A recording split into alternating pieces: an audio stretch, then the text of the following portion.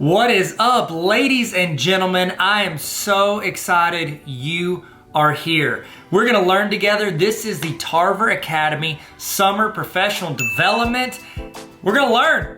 Learning's happening. It's going down today. We're about to get started. My name is Tyler. I run Tarver Academy. It's an online resource for teachers and students and educators, and it's a great community where people just get involved and learn and get better. And I throw resources to you guys, throw ideas around. It's just a lot of fun.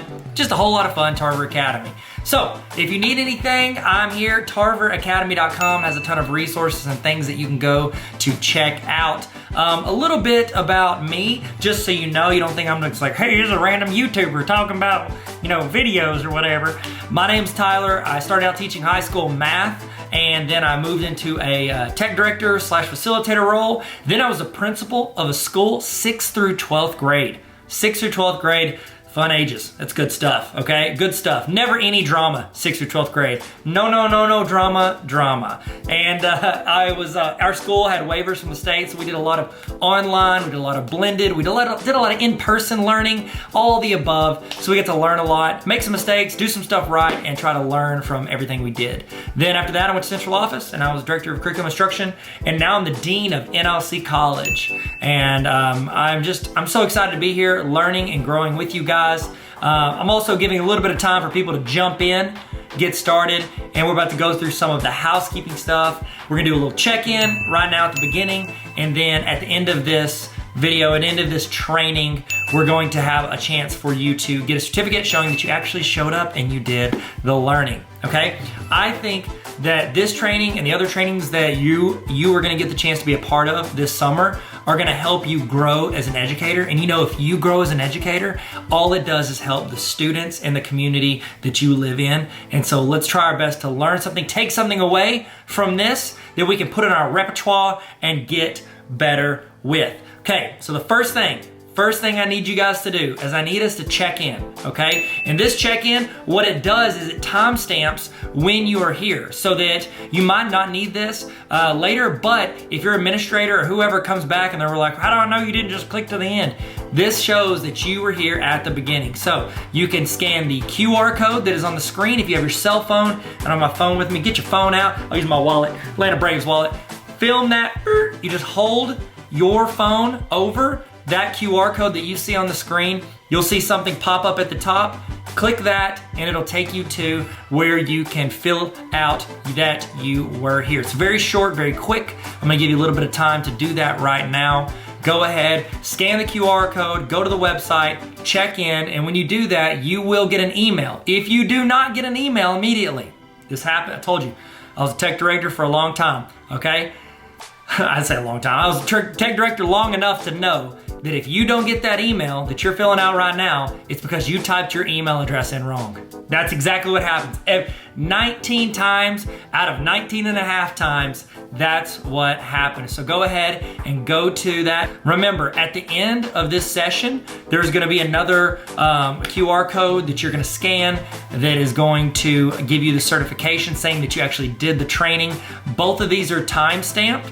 So if your administrator or whoever's in charge of PD for your district wants to see that and be like, how do I know you did this? You've got your check-in email that is time-stamped by me, not by you. It's into a PDF or it's into that email. And then you will also have the timestamp on your certificate showing that you did this. Okay, so hopefully everybody is getting that done. Okay, giving you a little bit of time. If you have any trouble, just keep trying because I think it's pretty important to get that logged in. Now, while we're doing that, if you're finishing that up, or if you can hear me, what I would love for you to do is I would love for you to hit the red subscribe button. This is my YouTube channel, Tarver Academy. That's what I call it. It's kind of where I got this started. I had this before I had the website, and then I put up the website to put all the resources and all the stuff I was doing. But if you would hit the red subscribe button right now, that would be huge. That would be just super cool of you. And that way, you can hopefully see some of the other trainings that I'm doing, see some videos I do throughout the year to help teachers, to help students, to have fun and learn together. So hit that red subscribe button. Did you do it? Did you? You get the like too, the little thumbs up. That's just YouTube etiquette. You hit the thumbs up. It's just really nice to do. So you want to hit the thumbs up button, you can. And I would love to start this. How about this? in the chat, okay? Because if you're watching this on my website, which is where you can watch it, that's fine. You're not gonna see the chat, but if you click and watch this on YouTube, you're gonna see a chat rolling on the side of the screen. Start it off. I want you guys in the chat to say who you are, like give your name, tell us what you teach and where you teach, okay? If you're an administrator, you can say that I'm a principal, or you can say your central office, whatever you do. I've got some people that have signed up for this that are aspiring educators. So this is great to say, I wanna be an educator, I wanna be an English teacher for high school, throw that in there. If you wanna be a kindergarten teacher, toss that in there, say you're in school. It's a great way to network, because I think there is an amazing community of educators here wanting to learn and grow together. And I think that it's great if we look out for each other. So throw in the chat, I want you to say your name, what you teach, and where you teach. Throw that in the chat. All right, man, we're doing good. We're doing good. It's our warm up. We're feeling good. We're stretching it out. It's always good to stretch before you stretch. I don't know, I heard some friends say that, so I say it from time to time. Okay, next thing. This is another little thing. I've got one right here. So I've written a couple books. I've done Superheroes Need Sleep Too. This is a children's book. It's like a nap time book, so you don't have to read that. But this one I think is super relevant for you. This is the Baller Teacher Playbook, and in it I have like practical advice. It's 18 chapters. So the idea is that you could do this like once a week with your team for a full semester, or every other week for a year, and try to improve your teaching every week. I'm not doing this to sell it to you. I'm doing this to say I'm giving some of these away all summer to people that are participating in this. So if you want a chance to win one of these, or I think I probably got some other educator books. If you're like, I don't really want your book, Tyler, I got a ton of educator books. I'll send them to you. All you got to do, follow me on Instagram at Tyler Tarver. Follow me at Tyler Tarver on Instagram, and I'm gonna be giving these out throughout the summer. You might be the person I give it to. So follow me on Instagram, and then throw something in your Instagram story if you want, just to increase your chances of me seeing it. So I'm just gonna be clicking through. I see people follow on Instagram. I'm gonna throw out stuff to them. So random people will get it. You might not, but you won't if you don't. So there we go. Y'all feeling good? Does everybody feel good? Everybody throw in the chat who they are, where they teach, what they teach. Okay, so to explain also what this is, you are watching, this is a live broadcast. So this is going as a YouTube premiere or a full-on live video. So one of the two. Either way, that chat is happening live. Everybody that jumps into this video at any point is gonna be watching it at the same time as you. So it's great to get in the chat and talk, discuss, ask questions, give input. If we ask a question in the video, you can type it in your notes, but you can also type it in the chat. You can copy paste from the chat. It's a great way for you to be a part of this live broadcast, okay? So if you have a Google Notes, if you have a notes document, if you wanna take notes by hand, I've got a template for notes if you want. It sent it to you whenever you filled out your email. It should have been on that page whenever you did your check-in at the beginning. If not, it's on like every PD page. I have my website, tarveracademy.com. Click on PD and you get a free notes template, or you can take notes in your own doc. However you want to do it, take notes, write down stuff that's relevant to you, and copy paste stuff that people put in the chat. There's gonna be people in the chat that are way smarter than me. And so I'd love for you to copy paste that into the notes, and you can take that and make your teaching game elevate. So next thing, while we're getting logged in, people are still jumping in here. They're still jumping in the video, giving you a few minutes to do that. We're also, if you want to watch these videos, because after this ends, it's going to be gone off of here. However, I'm going to be putting all of these trainings, all like 30 something trainings.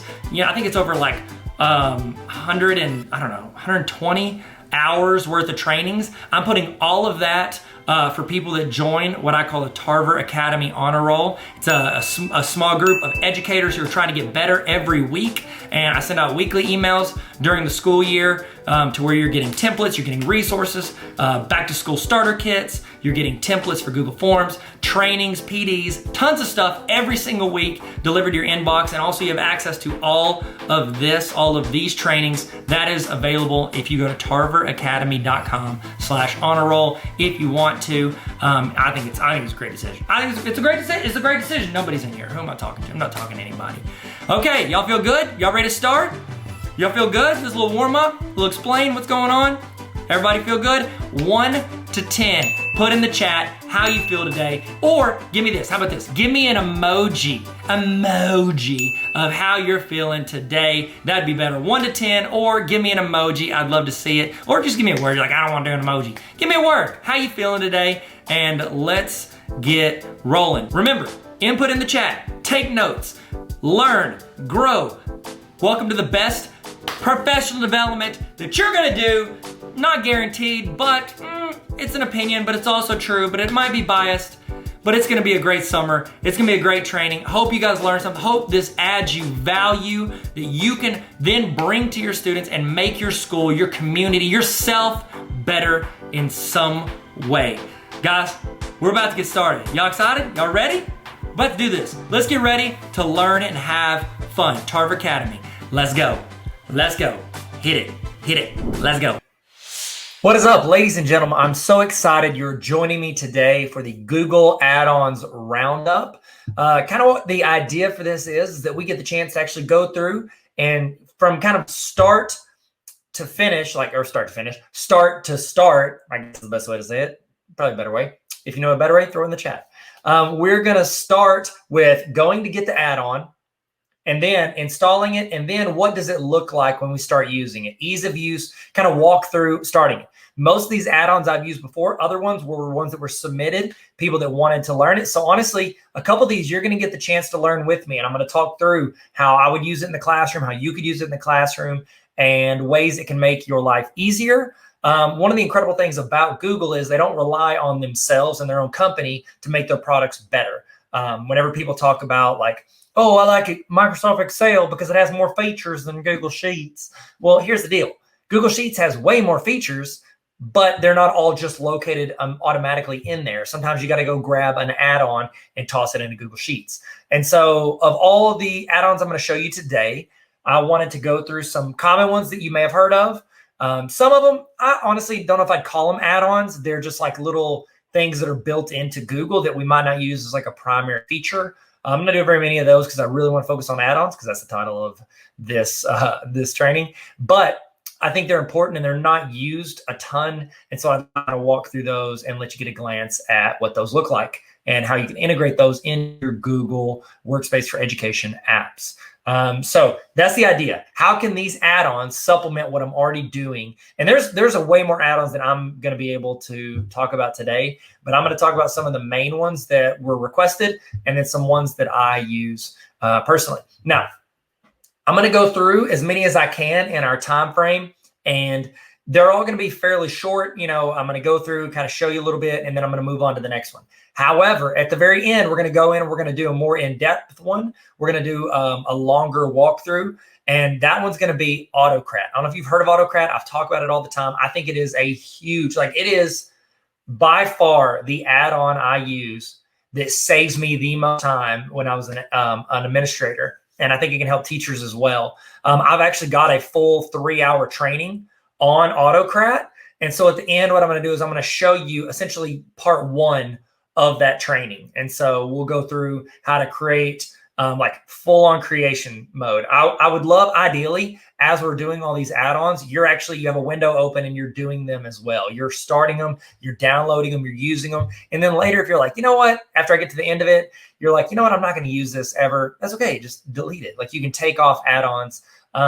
We use the term add-on extensions. That's another term that you might see for this. But I think that a lot of these are going to save you time and make your life easier with your classes. So we're about to kick it off. We're about to go through and just jump into it. So thank you guys for joining us. And if this is not what you're looking for, I'd bounce right now. Don't waste your time. Okay. So hopefully this is what you're looking for and what you want to learn and grow with. So let's rock and roll.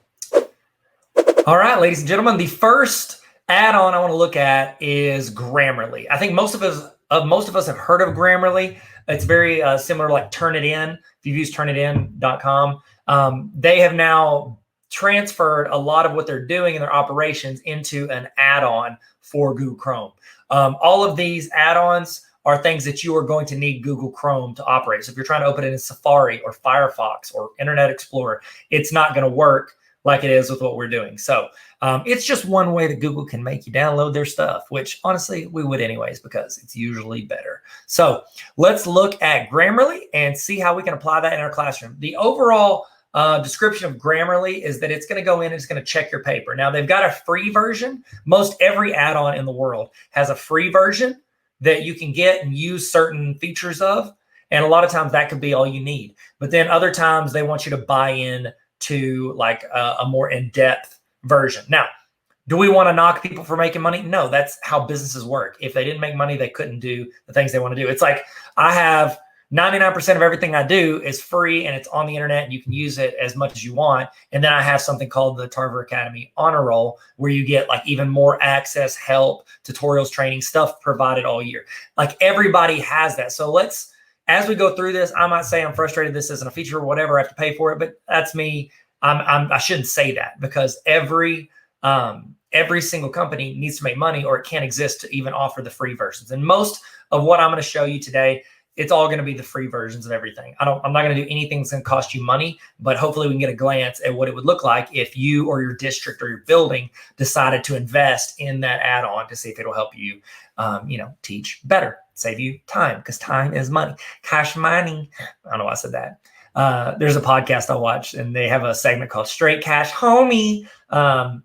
So that's it. I don't know why I said that, but it's a sports card. It's a podcast because your boy into sports cards. What's up? Sell me all your Jordans. Okay, so let's look at Grammarly. So I'm going to pull up. Here is the Google Doc of my. It's the Google Doc of my book. So let's say which is already published now. So thank goodness it's already out there. If you want to get it, search Baller Teacher Playbook on Amazon. What's up? Sorry, just kidding. So let's look at. Let's say I wanted to have someone check not only my spelling because check spelling is in there. It's under. I can go to tools and I can go to spelling and grammar. It's going to check like the basics of it. What Grammarly is going to do, it's going to be like, this is your buddy checking your spelling and your grammar. Grammarly is like your teacher walking in and checking your spelling and your grammar. So it's like a much more in-depth version. So let's go ahead. And on all these, I tried to keep it where I don't have it. That's why I'm using like my burner account. That way you can go download the add-on with me. Now, is there a better way to go in and be like, I'm going to go get an add-on, blah, blah, blah? Yes, I could. However, I just am going to do it the way I would do it if I was sitting there wanting this add-on. I'm going to search Grammarly, and I'm going to say Chrome add-on.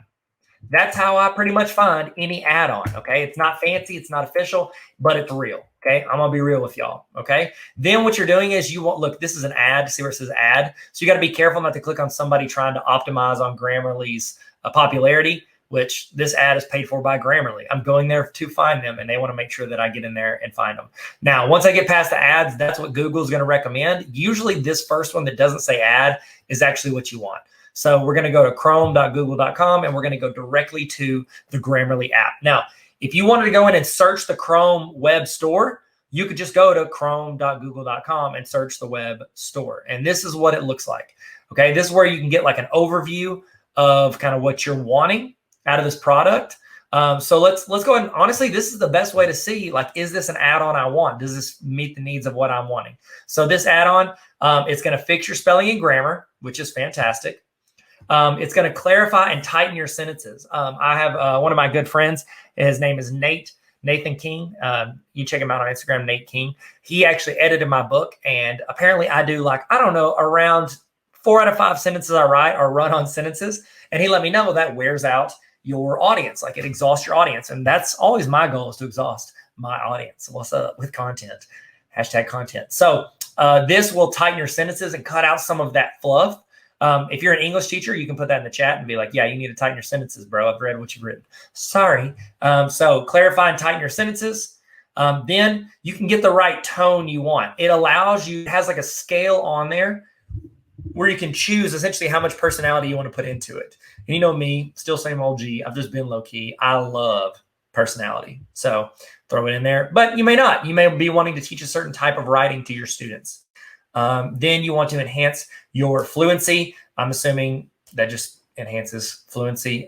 You can like change out words that are like pretty basic, kind of like that whole sentence I just said. If you want to swap out words that are basic with words that are a little bit more robust. Okay. It's going to ask you to address certain things. I want you to look at it. It's a great, not only fixing tool, but it's a great learning tool. It's a way to see aspects of how you're writing and how you could improve that. Okay. So let's go ahead and add it. If you found it, hopefully you've already got it. What we're going to do is we're going to click this button that says add to Chrome. We're going to add that to Chrome. You can't see this. I'm assuming if you clicked it, you got the same pop-up I did. You can't see it on my screen, but it says, are you sure you want to add Grammarly for Chrome? And it's going to tell you what permissions you're essentially granting this. Mine says it can read and change all your data on the websites you visit and display notifications. I'm okay with that. So I'm going to hit add extension. So we have now added Grammarly from Chrome. Now this is the same place I can go and remove it. You can go into your preferences and add or remove add-ons, which I'll show you here in a second. But this is also a place you can check. And then it's obviously going to recommend other things as well. I don't know. I think I clicked something. Oh, this is trying to sign me up for Grammarly. So let's sign up my account. Oh my goodness. Don't look. Close your eyes. Let's see. I'm going to start with it. Okay. So don't look. I am typing. Close your eyes. I can feel it. I can feel you stealing all of this. Tyler Tarver. I'm going to agree to their policy and sign up. All right, it's asking if I want to save that. Sure. Okay, so welcome to Grammarly. Let's see what most of my writing is for. Let's say it's for school. You can choose whatever you want. Okay, my graduation year. Oh my goodness. Here we go. It's later. Or later. Oh, so apparently if you click that, it makes you think you're a student. So I need to go back. Go back. We got to go back. Go back. Go back. Okay, so you could skip this part. If you look down here in the fine print, it says skip personalization right there. I'm going to leave it on there. I'm going to say work. Okay, school would think that you're a student, and I'm not a student. So I'm going to say work. My occupation is, I am, oh my goodness. I mean, I guess all teachers are customer support, right? But I'm just going to put other. Hit continue. My company size, I mean, Tarver Academy. We're a huge conglomerate. And what do you want help with? This is where you can lean into what you want to get better at. I mean, I want spelling and grammar. I don't want to plagiarize for show. That's terrible. I like my own tone and delivery. Synonyms, I'd like to, change it up. It's going to show you when you click on these, it's showing you what you're doing. So instead of me saying, I'm happy, it's going to say, you're thrilled, you're pleased. I'm sure with fluent, it's cool of changing to change. Okay. Those are the ones I want to focus on. I love the customization. As you can tell from this, I've gone through this a while back when I added this to my main Gmail account, but I love how personalized it gets. It's like, how much personality you want? Is this more official? Is it more for fun? Like, what are you wanting? I want help identifying when I sound defensive. Like, I don't want to be defensive. I want to be soft.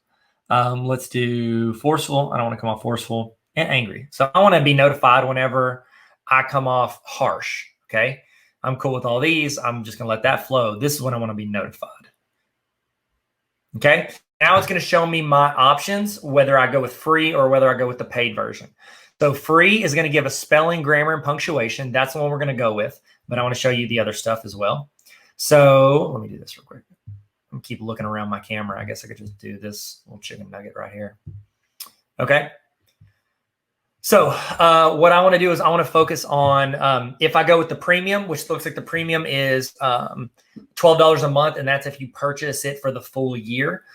So you're looking at what, $144 if you go with it. I'm sure your school would be cool with it, but this is something to keep in mind if you do with students. They may have some like not features, but promos or plans if you're wanting to add this for all of your students, but we're going to roll in without it. So we're going to look at this. We got tone detection, conciseness. It's going to help us do detect our tone, which I just notified. So apparently I did that for no reason. Concise, inclusive language. Make sure that I'm current and respectful with my words. Word choice. Make sure I liven up what I'm saying, and then fluency. Make it sound natural, fluent. Make it roll well.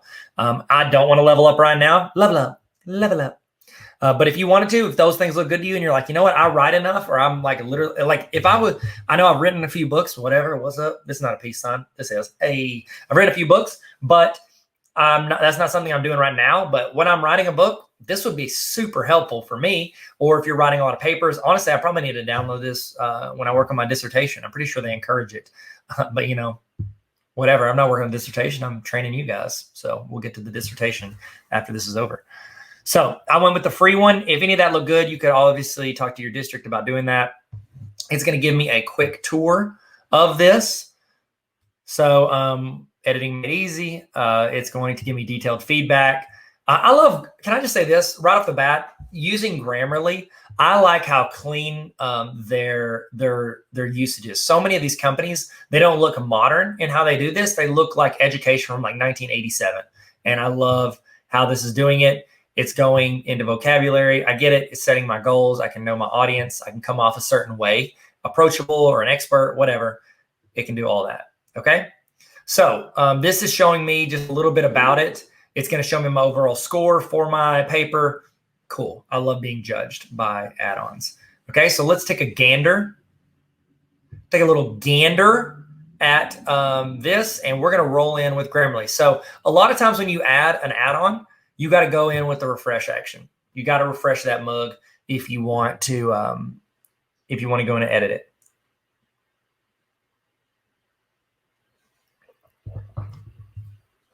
Okay.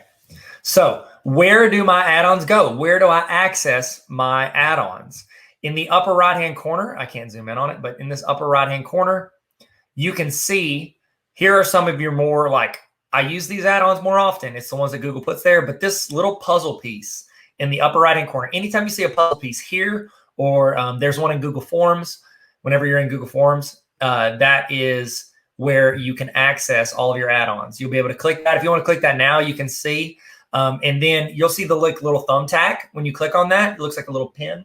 I've got a couple, but you know what it looks like. I don't need to show you. So a little like thumbtack thing. When you click that, that pins it and puts it up here in your address bar so you can access it more frequently. So that's pretty convenient. But if you'll notice, it gave me a pop-up. It asks if I want to do turn that on. It says beta testing, but that really means that it's working. It's just they're still like figuring out stuff. It gives them the opportunity to work out bugs, if you will. Okay. So cool. How about no, Scott? What's that from? In the chat. I'm waiting on it to load, stalling. Take a drink of my coffee, you take a drink of your water, and you're telling me what is, how about no, Scott? What is that from in the chat? I would love to know what that is from. Tell me in the chat. Grammarly load. I should have picked like a smaller document. I picked like a 300-page document with photos in it. That was a terrible idea. Terrible. What's that from?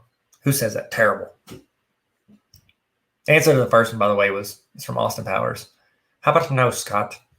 And then terrible. That's from Charles Barkley. Okay, it's still loading up. I really kind of want to bounce out of this now and go to like a smaller document.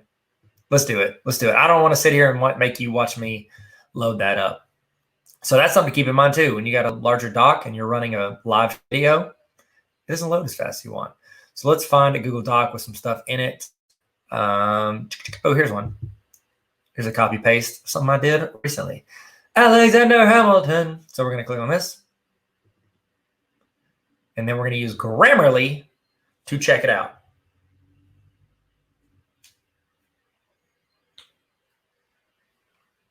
Okay, so it's just one paragraph. It's pretty simple. Be good. Oh, wow. This is going to be really, really judgmental because I just noticed what this document is. This document is from whenever I was showing like a tool that you can use with Google Docs. So just to give more to this, I'm actually going to go pull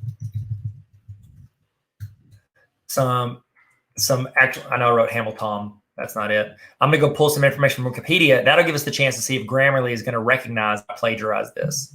So I'm going to go in and grab a few paragraphs.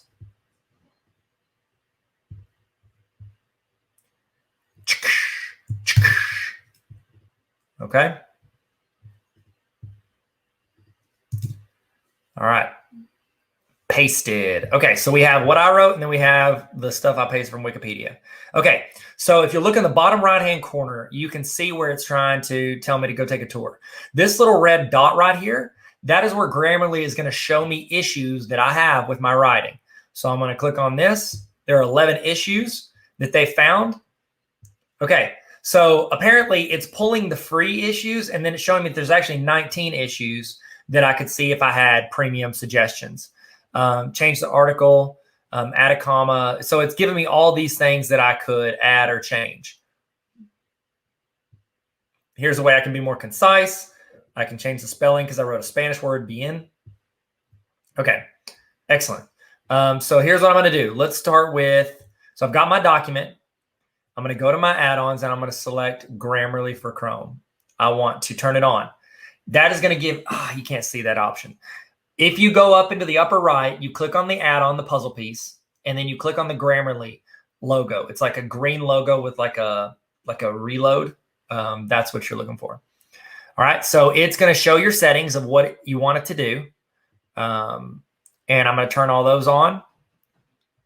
And then I'm going to start it. Okay, great. So I'm going to hit refresh on my page and let Grammarly check the whole thing.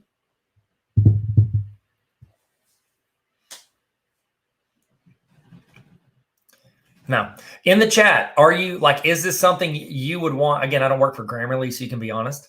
Is this something you could see yourself paying for the premium for? I would love to know.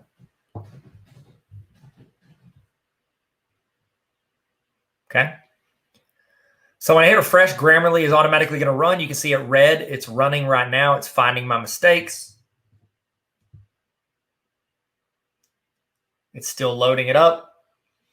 Now, I used this a couple times for my book. I wanted to use it, but honestly, I ran into this. I ran into some of this stuff with loading. Again, I don't work for Grammarly, and they're not paying me, so I can be as honest as I want. I did send them an email and said, hey, do you want me to promote you on my TikTok? And you could pay me. And they were just like, nah, fam. Okay, so let's see what happens. Whenever I click on this, it's going to recommend I do this, that I change this. Let's see what happens when I hit the 3 dots. It can tell me it's essentially I'm saying that's incorrect. And when I click on the green one, it's going to make the change. So whenever I click it, so it's showing me in red with the red line, this is what we recommend you change. When you make that click, it automatically makes that adjustment for you and disappears. It's showing me all these options. And it looks like it's going to give me more premium suggestions. Like it's got 18 more suggestions. I don't know what they are. We're going to click on that and see. But as of right now, I'm just going in and it's adjusting all this stuff for me. So it's very similar to how you would do it if you were unknown word. I can add it to the dictionary. Sure. I guess I could, but I'm going to go in and I'm just changing everything. I wonder if there's like a change all. I bet there is in like the premium. Let's see what happens when I click on premium suggestions. Okay. So it's showing there's 7 options and punctuation that I should change, 5 word choices, a few unclear sentences, passive voice misuse, inappropriate colloquialisms. Said that word right the second time. And asking if I want to go premium.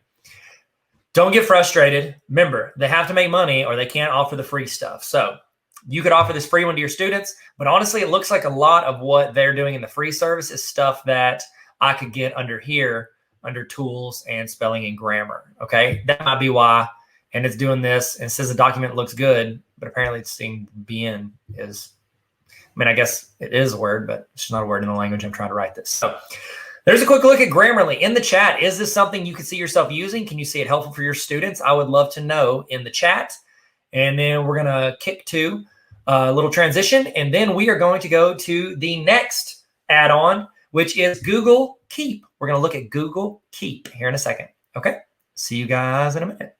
Peace. Hey, what's up, guys? Welcome back. Hey, it's Tyler here. I'm just gonna give you a little break. So if you need to go do something, you need to go use the restroom, get a snack, get something to eat, whatever, you can go do that.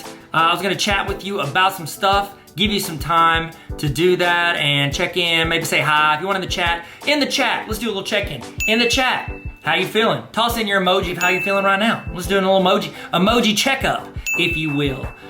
So while you're doing that, I do want to give, you know what? I spent a lot of time writing this book, and I genuinely think this book is going to help you in your classroom. It's gonna maybe inspire you. More than anything, it's a read with me. And one of the things that I feel like, I've never been the smartest dude in the room. I've never been, the most talented, but I'll say this, I was always been pretty approachable, I think. I think I've been approachable, and I think what this is, I've tried to be as relatable as possible. I'm talking about my experiences, things I've run into in the classroom, what I've learned as a teacher and as an administrator and as a student, what I learned. And so this is the Baller Teacher Playbook.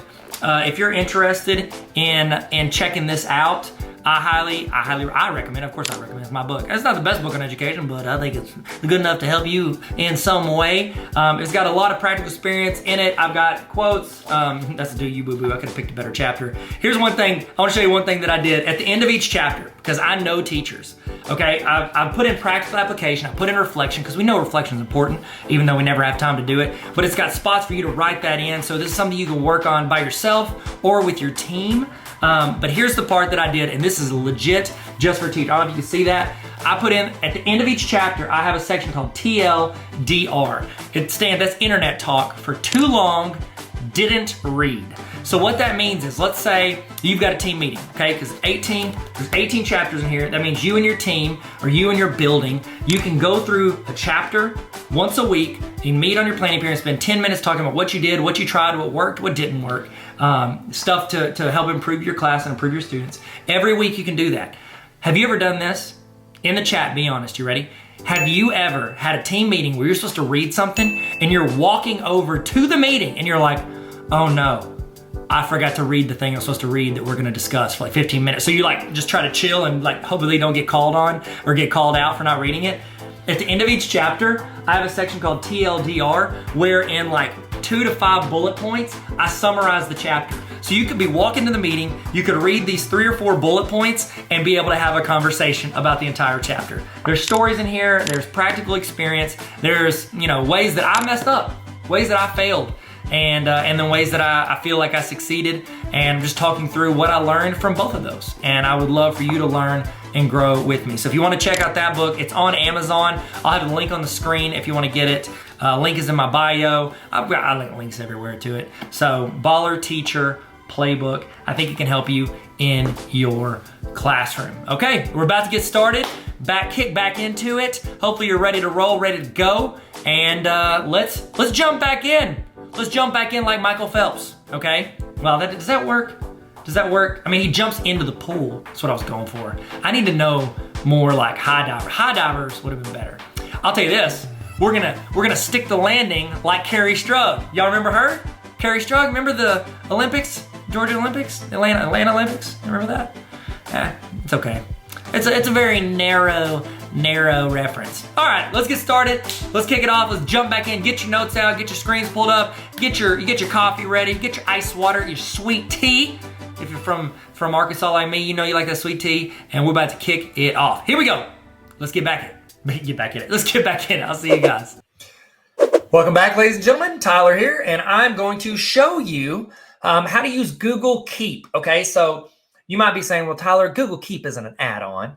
It's built into the Google platform. It is, correct, but you can attach it to different things and use it in Docs and some other stuff. So I want to show you how to use it. I'm not going to try to spend a ton of time on Google Keep, but I do want you to get the chance to see it in action and see how it helps you. If I'm being completely honest with you, how I use Google Keep, I've used it before with bullet points when I was working on a larger document. So it's really good for outlining.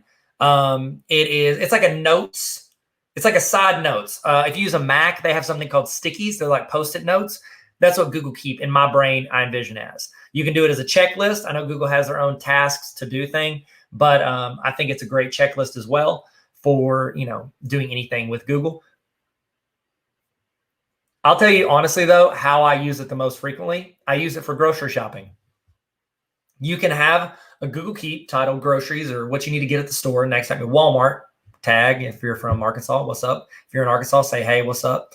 This is not sponsored by Walmart, but you go in and you can start that and share it with your spouse or whoever. And then you can go in and add stuff and make it like a checklist so that whenever you're going through Walmart, you can reorder them so that because in your brain, you know where the aisles are. You can put them in order of aisle. Like these are the first 2 aisles. Second, kind of working your way to the back of the store. And then as you get them, you can hit the check box and it'll disappear. I'm going to show you all this, but I do want to show you Google Keep. Okay, so just like anything else with Google, you're going to type in the word keep, and then you're going to go .google.com. Okay, let's see if we can add this in our extensions. Okay, so we're going to go to Google Chrome Store, and we're going to spell Google correct, like I didn't. So I'm going to go to the Google Chrome Web Store, which I should have just said chrome.google.com. And let's see if we can add it on as an extension. That would make sense. So let's say keep. Okay, let's see if it's added on as an extension. It is a website, so you can go to it on the internet. It is an app on your phone. Now it is also an extension in the web store. So I'm going to go ahead and add it to my Chrome. And then I'm going to add that extension.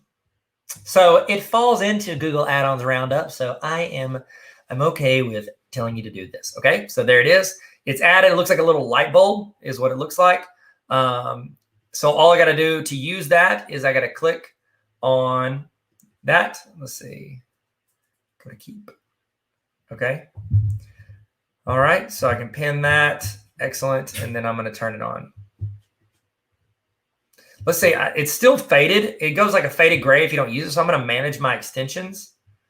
And let's see if I can turn this on. See what the issue is. Okay. It's available everywhere. I'm going to give it access. And I'm going to allow it in incognito mode. Why not? So the add-on's there. It's done. Let's hit refresh, see if it shows up. I don't know why it's still dark, though. I don't know why it's still gray. It should be like yellow because that's the theme. So that's okay. We're going to roll with it. And I'm going to show you how to use Google Keep. Okay. So I can turn on dark theme, which is cool. That's actually my preference. So this is how you would do it. It looks like this. It's going to look like a bunch of Post-it notes thrown up there. So to do that, I would just go up here to this top part and I'm going to add a note. I can call this title can be, grocery list. And then I can actually have reminders set up in it. And this is where I would add a collaborator. Let's say I was like, hey, I want to add my other email account. Boom. It's going to be shared with them. So they can now collaborate and I can see their face down here. I can change the color of it. Let's make it, yellow. Then I can add images. So I can add image from my computer. All I have to do is download that image. I can toss it in there and make that like the headline of this. So if you really wanted to go like next level, you could go into Canva and create little headers for all of these notes. Excellent. I can archive it, which I don't want to do. So I'm going to undo. Yeesh. Didn't mean to do that. Go back into my grocery list. And then here I have more options. I can delete it. I can add labels to it. I can add a drawing in there. So it'll allow me to go into Google Drawings. I can make a copy of it. Here's what I want to do. I want to show checkboxes. Boom. Okay. So grocery list. I want to add milk. Eggs, pizza. Ooh, that's not how you spell pizza. That's not how you spell pizza. So I can go pizza. Then I can add, look, it pops up suggestions. Y'all see that? It's pulling up suggestions for this. So like I get pie crust, all these things. See this green thing over here? That is that's our Grammarly extension running for us. Now I can also go in here. You see that whenever I hover over it, it gives me those 6 dots. It looks like Krillin's forehead. You can click that and drag them and move them up or down. Okay. And then I can hit close. Now, once you get a ton of these, you're going to be like, I only use like 3 or 4. It's kind of like Google Drive. You create folders, but you really only use like 4 or 5. What you can do is you can go to a thing right here, not here, upper right. This is a pin. So what it'll do is it'll pin these at the top of your notes. So it'll have pinned ones and then it'll have everything else. Okay. So let's say, how could I use this in my classroom? You could have students go in and say they're doing group project on, Alexander Hamilton. Alexander Hamilton. And what they're going to do is they're essentially making a to-do list, like an outline of what they need to add on for Alexander Hamilton. So they could go in and put different pieces of information. They could add their reference websites, like links to anything like that. Let's pretend like they're doing like, hey, I want to go in and work on like the different sections. So they're taking notes. You're saying you do an intro, early life, education, the war, connections, do, did he write, was it the Federalist Papers? No, that was Ben Franklin. I'm so sorry. I did history in college, but it's been a long time. What was it? What was it called where he wrote all those things? You can say in the chat. I know you're probably yelling at me from home. I'm sorry. Let's just say like writing. Wasn't he the Secretary of the Treasury? Secretary of Treasury. If not, I'm sorry. I'm literally basing this off of the like 15 years ago taking classes in college and then the Broadway play. So let's say that the Broadway play. That actually needs to be last, and then we'll do death. Okay. So I've got a list of all the stuff I want to do as an outline. Honestly, again, the great thing about this is that it is a fantastic, it is a fantastic way to use this in correlation with Google Docs. So let me show you what that looks like. So show checkboxes, boom, close. It's added in there. Let's actually pin that, and I want to add in a photo. So I'm going to go now. Yeah, I mean, I'll show you how to do a photo. So Alexander Hamilton. Go to images. And I'm going to save an image. Oh, that's cool. Look at that. Okay. Save image as. Okay, so I'm saving that to my computer. If you've been through any of my other trainings, I know that I've shown you a quick way to add these in here. It doesn't look like there is one for adding it as a title for keep. So we're going to click on it again. And I'm going to add an image to that. I wonder if I can add it as a title. Like, I don't want to add it in there. I want to add an image title. I guess that's going to be the way to do it. So we're going to do this, add image. I'm going to go to my desktop, and I'm going to grab that image that I just downloaded. Oh, man, it didn't download as an image. That didn't work. Okay, hold on. This is what we're going to do. Apologize. This is Tyler's workaround. You get to see how I work around stuff. This is real life. Okay, so I'm going to click on this. Sometimes when you go in and download it directly, it doesn't work because, I don't know, they have like protections on it. So I'm probably breaking the law. So I'm going to go in here. I'm going to screenshot it. And it's going to save it to my desktop. And then I'm going to go in and I'm going to upload my screenshot. Can't stop me. Please don't arrest me, Google, if you see this. Okay, so now I've added in that title. That's pretty cool. You can make that look pretty clean. This might be a great way to organize bullet points. If you're writing a book, these could be chapter titles. And then you're like attaching them in there. It could be links to resources so you can go out and find them later. Okay, so let's go into my Google Drive. We're going to go into our Google Doc. Now, this is where this extension really gets clean. Okay, now, here's why I wouldn't necessarily recommend adding it from the web store as a Chrome extension, because Google has now built this into all of their platform, into like Gmail, into Docs, all of the sheets, slides, all the stuff, it's built into it. Am I glitching? I'm so sorry. I think I can switch my Wi-Fi. Hold on a sec. You guys are great. You guys are great. Let's just chill.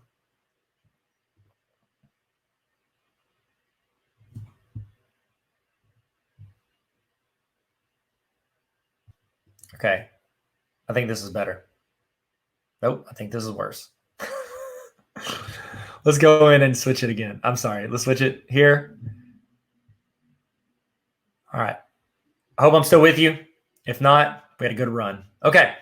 So I'm going to X out of Grammarly. I don't want to see that. What I'm going to do is over on the right, Google has some stuff built in. It's like they've added these extensions in permanently to all of their stuff.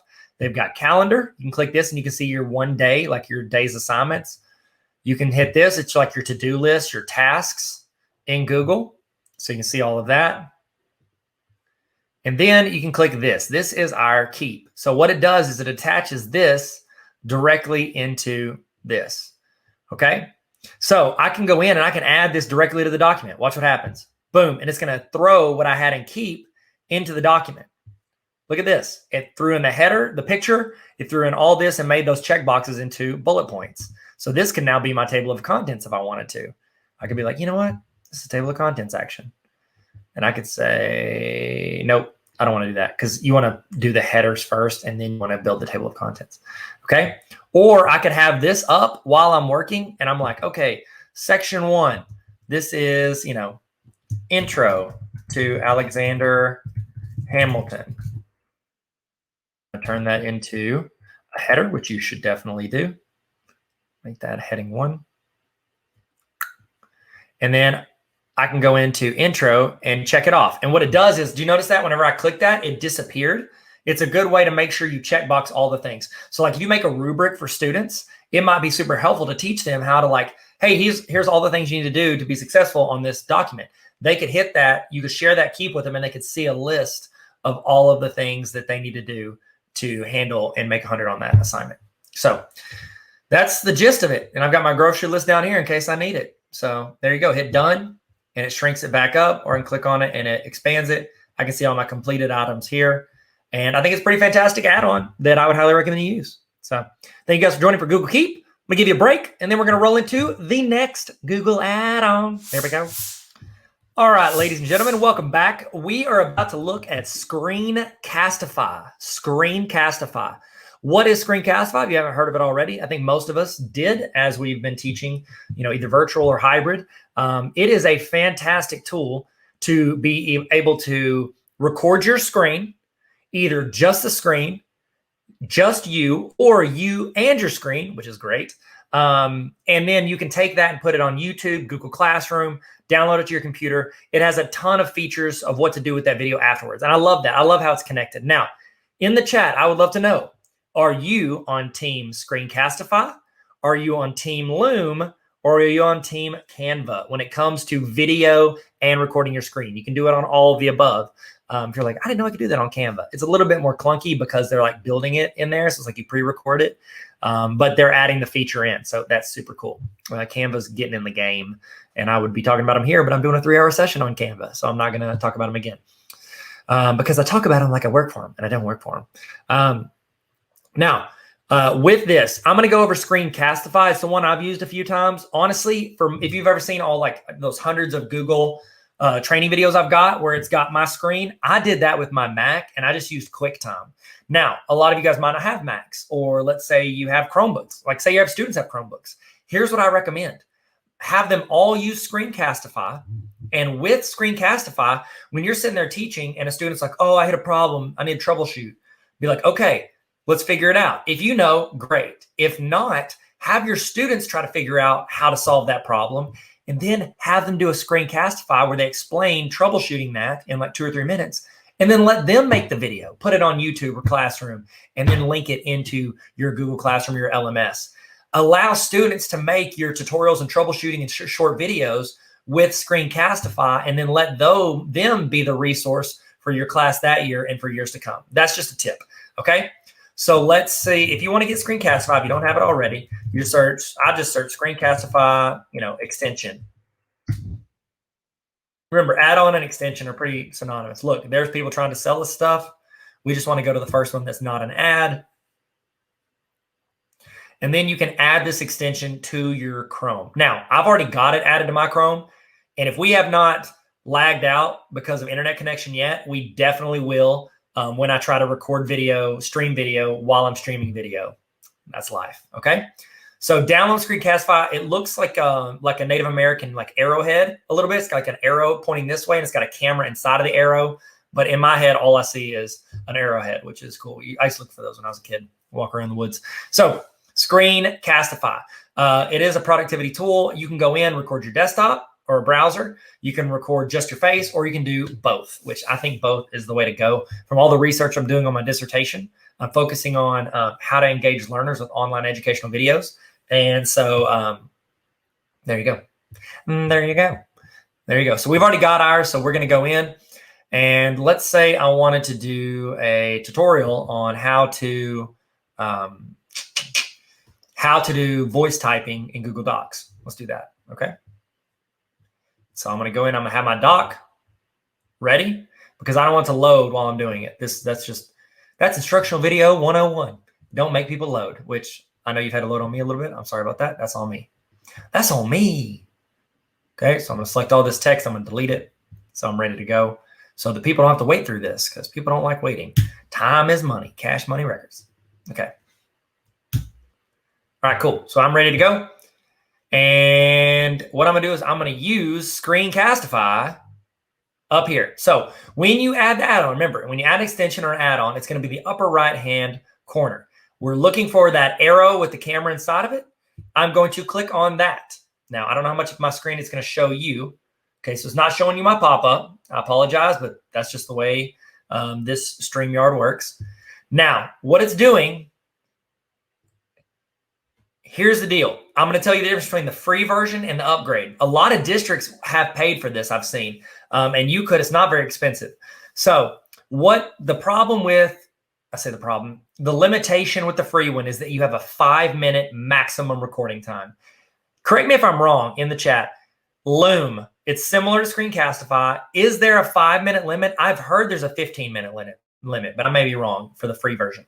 So you have a 5-minute limit for recording on here with the free one, which honestly, for most of your videos, that should be the max you do because you're showing like a quick look at it. Now, again, you can't see my screen, but what you can do is you can see on yours as you're walking through this, it's going to give you 3 options. It's going to say browser. Actually, what's this? Watch what I'm about to do.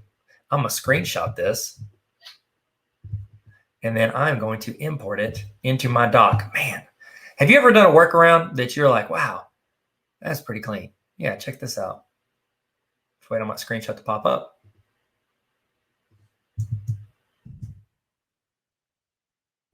I'll say that. I just bragged about myself, and now the screenshot hasn't shown up yet. There it is. Got it. Okay, what's this? I'm going to put it in here. This is not where it would be. I'm just putting it here so you can see the options because I think it's important. Now, you can go ahead and click it on yours, and I'm going to click it on mine, and I'm going to walk through these things. So when you click Screencastify extension, the add-on in the upper right-hand corner, it's going to pop up what you're wanting to do, okay? So you got to think through what kind of video do I want to make right now for students or educators or whoever you're making the video for, okay? So on the screen, you can see it's got a browser tab. So it means I can choose a tab to record. I can choose to record the entire desktop, like everything on my desktop, or I can choose to just video myself. This is a great way to record quick videos where I recommend it for like community connection videos. Honestly, I recommend doing those with your phone directly in classroom, but this is a way to do it with your desktop computer. Okay. So I can go in and I can look like which one do I want to do? Do I want to do browser tab, desktop, or webcam only? Okay. If you click on right here where it says show more options, you can get the countdown. It'll choose how long you have countdown, 3, 5, or 10 seconds until it starts recording, or you can turn the countdown off. You can show drawing tools, so you can show where you can like draw or focus on the screen. It'd be like if you're on the dry erase board and you're circling things, you can do that. And then tab audio, which honestly, I don't know what that means. Let's click on it, see what it says. I have no idea. If in the chat, if you know what tab audio means, go for it. Let's help each other build a community. This is also where I choose what I want to use for my microphone. Do I want to use the default? I don't. I want to use my Yeti microphone. And then what I want to use for my webcam, I'm using this cam link thing that I have attached. Okay. Now, here's the deal. I don't see where it has both. So they must have changed the free version where you can't record your face and the screen. So now you're going to have to choose. Do I want to show my face or do I want to show my desktop or my browser? Okay. So now I am recording this browser. It's going to be recording this Google Chrome browser right here. And is it going to hit record? Like record. I don't know if it's loading. I mean, it's got, look at this. Okay. It finally popped up. Oh, it's showing my face. Great. Okay, so this is what I wanted. Now, if I wanted to take the webcam off, I could have hit this right here. Do you see that little option? I could turn the webcam off. So that's why I was like kind of confused. I was like, where is the option to do screen and this? I can turn off my microphone or I can turn off my webcam. So if I would have done browser tab and I would have turned off embed webcam, it would not have shown me. It would have just shown my screen. Okay, so that's great. I'm sorry it took me a second to gather that. Look how slow that's loading in the bottom right-hand corner. Now, in the bottom left-hand corner, that's where it's going to give you your options for annotating. So I've got it turned on. When I click, it should show like a circle around it, which is great because it magnifies where you're clicking and where you're doing things in the recording. And then I've got a pen where I can write over the top of stuff. I've got the rectangle down here. I've got stickers I can toss in it. So I can toss a sticker on here. Look at this. Wow, beautiful. Look at those smiley faces. So great. Oh, look at that. That's 100. That's incredible. Oh, that's pretty cool. I've never used that before. Okay, I'm gonna hit back. I can do the eraser, so I can erase stuff, and then I can stop the webcam. So I can take myself off the screen in the lower right-hand corner. Now, you'll see the pause. It is recording right now. I know we didn't see the countdown, but I think it's because it was lagging because I'm trying to do 2 videos at once. But you can pause or you can stop on the recording from there. But let's say I'm making a quick video and I'm gonna be like, hey students, we're making a video today and we're gonna show you how to do the voice typing tool in Google Docs. You go to Tools, click on it, go to Voice Typing. It's gonna show you this microphone. It may ask you to enable it. I'm gonna hit record. It should start typing what I am saying if it is going to work because I'm doing too much, period. I always hear that, comma, you're doing too much, period. It's because I'm extra, exclamation point. And that's it. Stop recording whenever you're done and it's in your doc. I would recommend, especially if an accent like this guy, you proofread your words, okay?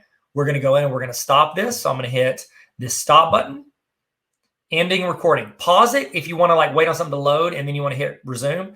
We hit stop because we're done with the video, okay? It is now taking me to a page where I'm deciding what my next moves are to do with that video, okay? So I can click, I don't wanna unmute it because I don't wanna hear myself. It's going through here. I can trim the video, that beginning part where I was like chatting about everything. I could go in and trim that out. I'm gonna hit pause. It's gonna show my video as I went. From here, and this is one of my favorite things, it takes out steps for you. Anytime an add-on or an extension or a tool can bridge gaps in what you're wanting your audience, like taking what you've created and getting it to your audience. As someone who creates a ton of content for YouTube and the internet, this is super helpful. So you can publish it straight to YouTube. You can email it. You can download it. I wonder if there's yeah, there it is. You can generate a QR code where it can go and people can watch this video directly, or you can share it directly to Classroom. I want to do that one. Let's say you don't want to put it on YouTube. Let's say you want to share it to Classroom. So what it's doing is it's generating a link to put in Classroom. I can choose the class I want it to go to. We're going to put it in Defense Against the Dark Arts. Choose action. I want to create, let's create an assignment. Nope, it's going to be a class resource. Create a material. Go. So when it does that, if I'd have published to YouTube, I have that YouTube link and I could have made it like unlisted so that nobody could find it. And I could have taken the link and put it here. That's honestly how I would do it, Tyler, personally. But I know a lot of you guys might not want to put it out on the internet. You just want it for your class. So when you do that and you share to Classroom, it's going to generate it as a Google Drive file. So it's a video file in Google Drive. This is a how to use voice or voice dictation in Google Docs. Okay. This is, remember, think of the idea for students creating these videos and then linking to them in Classroom. That's a pretty cool thing. You could have an entire Google Classroom of student resources, and then every student has the access to do that. So Classroom resource, we hit post, and now it's there. And now students can go in and watch that anytime they want. I've posted it to the class. I can go look at it. See, I love that Screencastify takes all that and uses it for you and then throws it to where it needs to go. So there you go. Now I've got that posted in my classroom, and I could go in and watch that video in Google Drive. I'm not sure if it's still uploading to Google Drive or not, but looks like it isn't. And then you could always download the video here and you have access to it. I always recommend saving it to Drive. I don't like leaving stuff in add-ons or apps personally, but there you go. We just made a video. Man, Screencastify for the win. FTW. That's what it means, for the win. All right, let me know in the chat if you could see yourself using this, if you used it before, if you like using it. I would love to know your thoughts on Screencastify. All right, we're going to take a break, and then we're going to jump into another add-on. Here we go. What is up, ladies and gentlemen? Welcome back. Now I want to talk about the Google add-on, which is called Mote, M-O-T-E, Mote. Okay, so if you want to find this, just Google Mote Chrome add-on, okay? Or you can go to the Chrome web store, chrome.google.com, and search for Mote.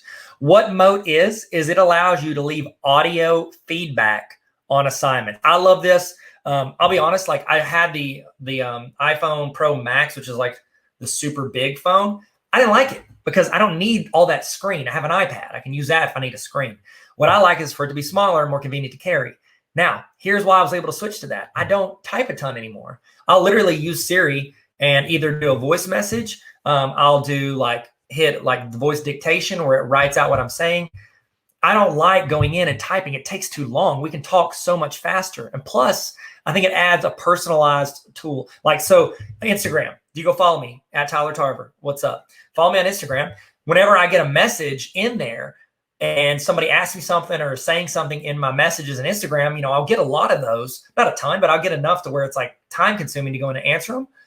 I like to just hit the audio feature and leave them a voice message. Not only is it quicker for me to say all the things I want to say, two, they get to hear my intention. I can't italicize or bold or underline things when I'm replying in Instagram. So I'll do an audio message because it allows me to talk. And I think it's also kind of cool. It's more personalized than if you go in and you're just hey, go in and check this or do this or whatever. I think it's more personalized whenever you get to be hey, how are you? I'm so excited to hear your voice, as opposed to just reading it, because you lose a lot of that.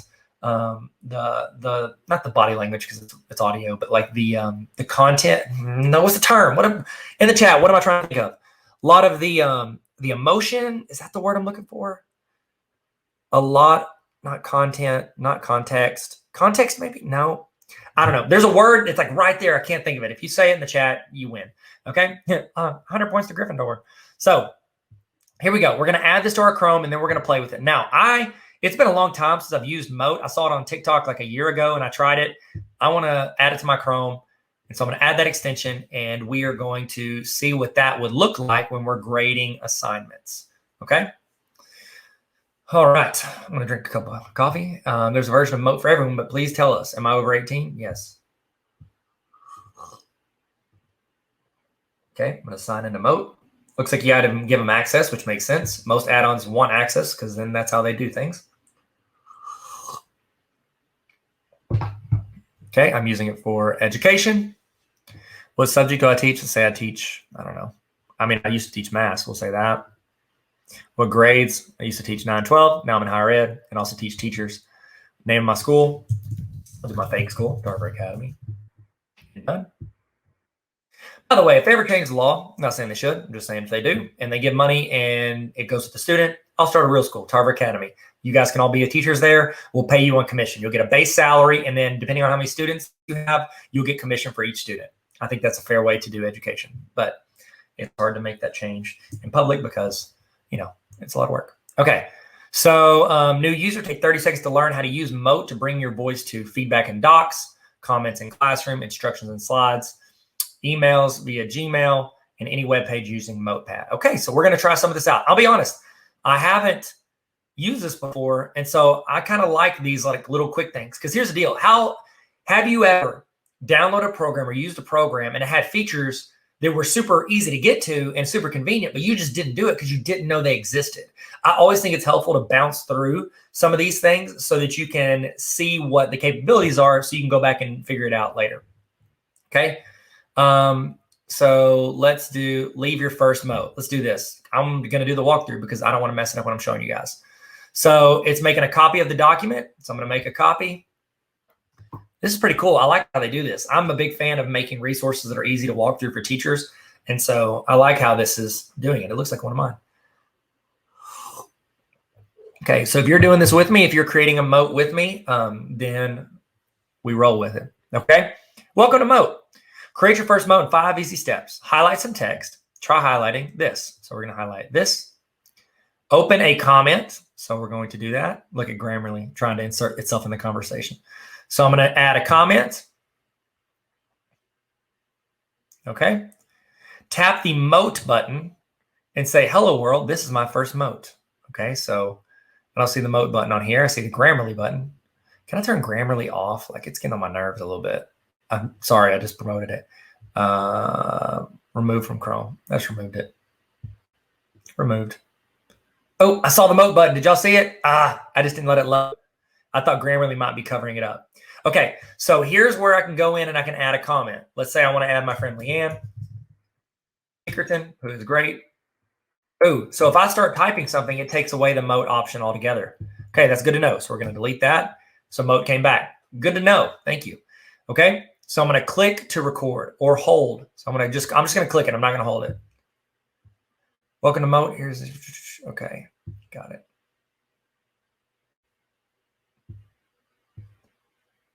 Hey everybody, welcome to this Google Doc. If you're reading these instructions, that means you are working this with us. Please let me know if you need any help. And also, I hope you have the best day ever. All right, okay, here we go. This is me zooming in so you can see exactly what it is doing. Look at that, it's a 1.5 minute timer. So I'm noticing that. That means I have about 1.5 minutes to download this. I'm assuming that's so you don't do like a full podcast, but I think that's plenty of time to say what you need to say about a specific comment. So I'm gonna hit done. Sweet. Okay. Let's see if I can tag my friend Leanne, because when you tag people, that's a super easy way for you, for them to be notified. So like, I don't know if you know about this Google Docs.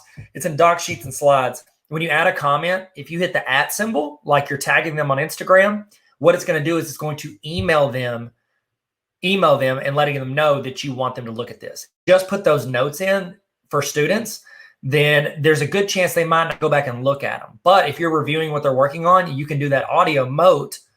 And then what you're doing is you can go back and tag them so that it emails them that information. Okay, can assign it. Hit assign. Okay, so let's see what this looks like. Now, this is Google telling me that I haven't shared this document with Leanne.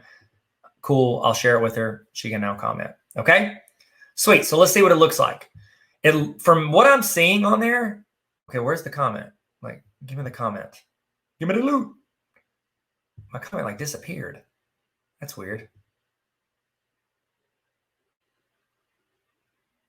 There's a way to look at all the comments, so I'm going to do that in a second. I just want to hit refresh first.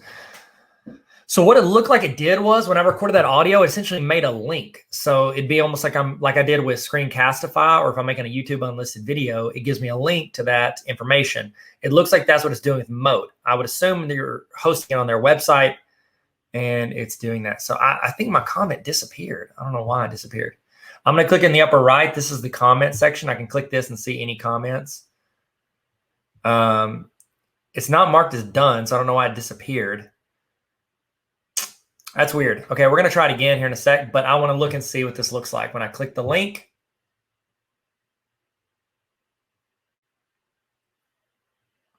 here's my audio. Hey, everybody. Welcome to this Google Doc. If you're reading the instructions that you are working with us, please have a grant permission. So look, so it's wanting me to give permission for them to do stuff, so I just did that. So maybe it can be exactly I want it to be embedded in the document. That would be convenient. Also, why did it disappear? Let's try another one. I'm going to highlight. I'm going to hit comment. Click on Moat. Hey, what's up? I think this is really great that you are giving direct instructions on this. I like how you've put the organization here. And now I'm going to hit done. Hit done. Hit comment. Okay, so it stayed there. Okay, so it's built in. All right, there we go. I like that. At first, I was like, so it's going to bounce out of the website. I don't like that. I like for them to be able to review it directly in the document or the sheet or the slide. So we're going to leave it there. So that way students can roll through here. Hey, what's up? I think this is really great that you are getting direct instructions on this. I like how you put the information here. Now I'm going to hit it. Okay, cool. That is super easy. Super simple way for you to go in and give feedback to students where you don't have to type a lot. And you can get more, because if you're typing and you're trying to like tell them something specific, that's not how that word works. Specific, if you're trying to tell them that, I can see where you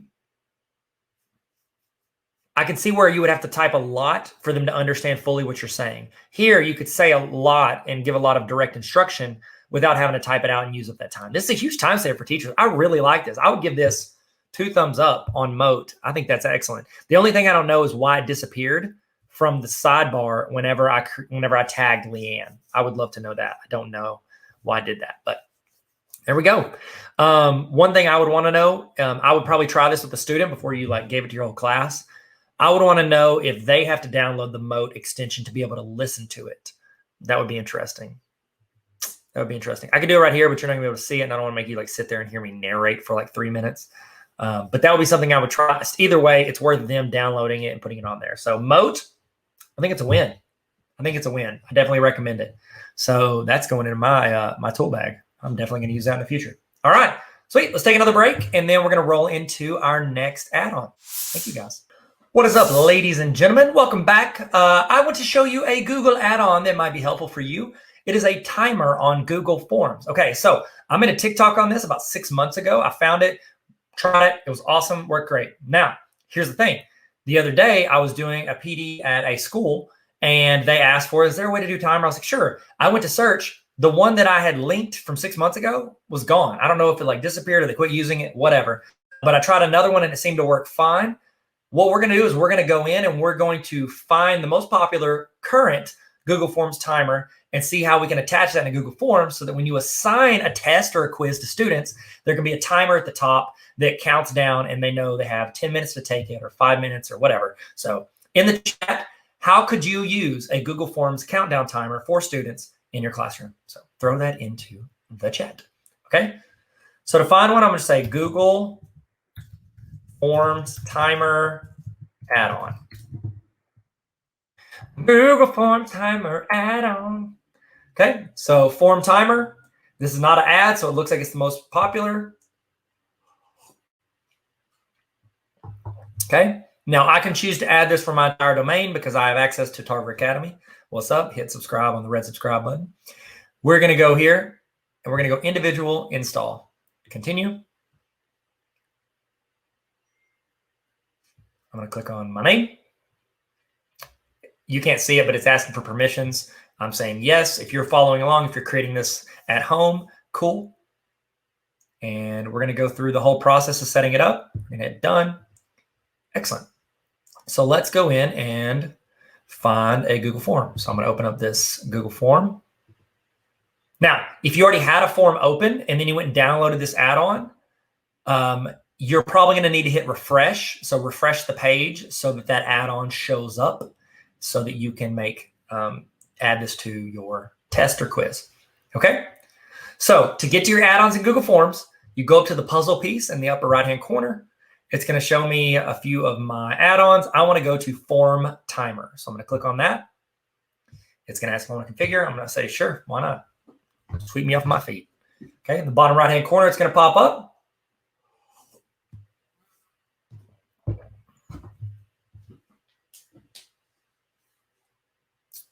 Okay. I need to go in and say enable.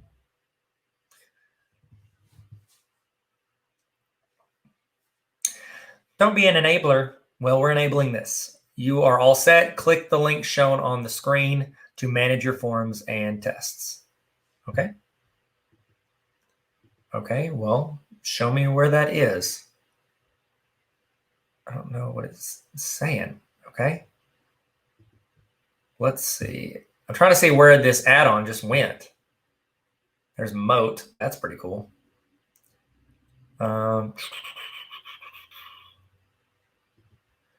Okay. All right, so let's try this again. I'm going to hit the add-on. Again, they changed this, so I'm still trying to adapt to what it's wanting me to do. I'm trying to see where do I go in and adjust that. Yes, I want to configure. Maybe I had to reload, re-enable.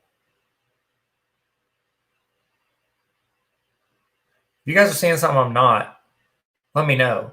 Click the link shown on the screen. I don't see any link. Is there a pop-up or something? It says working in the bottom left-hand corner. You can't see it because I have a header on there. Let's see. Maybe I just didn't wait long enough. Well, wait a second. Let that work.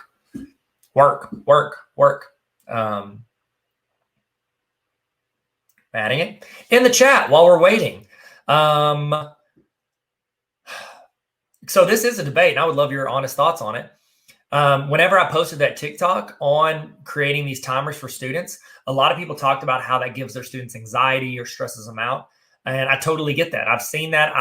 I've made allowances for students, whether they had modifications or not, whenever that was, something that stressed them out. If a student, all they have to do is ask. Now, here's the deal. If it's the start of the year, or maybe you're not super approachable, that happens. I wasn't. I'm sure there were students that needed more time. That were anxious about timers on tests or time tests, and they didn't want to ask me. But there were some students that did ask.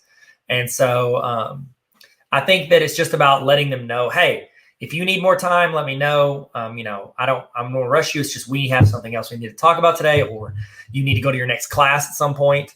So I think that adding those in, that information, those disclaimers, is super helpful for students. Okay. Now, I can see what we're waiting on. I'm going to let you be able to see it. Look, it says working in the bottom right-hand corner. I don't know why it's taken so long for it to run this timer. Again, not the same timer that I used back in the day, but I mean, if this is the one we got to do, let's see. Let's see if we can just continue to form timer. Maybe that's it. And y'all are sitting there looking at it, and I'm like, what in the world? You're like, hurry up, Tyler. Hit continue. Signing in. Trying to see maybe, because again, this is the first time I've used this, so maybe there's some like permission stuff that I need to do. Oh, there it is. Okay, great. So that was it. I was waiting for no reason. I'd still love your thoughts on the question I asked in the chat, but how do you feel about timers on quizzes and tests? But when you click that link under there, and then it's going to show you all of your forms that you've done this for, that you've enabled this on. So when I went and enabled it, apparently what it did was it said, okay, bring this form into form timer. Okay, I'm going to click on slope lesson. Okay, I'm setting it up. I'm going to click setup. Use this to configure test parameters. Let's say I have 2 minutes and timer controls. I can, oh, that's cool. So what I'm doing is I'm telling them how long they get once they get into the form. And then I can choose a start date. So it's like, okay, you're going to start on the 9th and then you've got to be done by the 10th. That's cool. That's great. And then we can go to page configure. Looks like I can do a branding logo. I don't have one, so I can add one in there.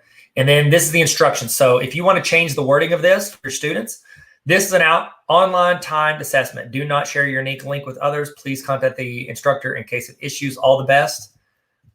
Also, if you need more time for any reason, please reach out to me. Email me at tylertarver@gmail.com. Okay, there we go. I can choose the background text and background color. I think those are cool. Let's hit save. It's updated. So let's see what happens whenever I send this link and students take it. So I would go grab the link and I'm going to put it into a classroom or wherever you're putting it. And let's see what this looks like for students.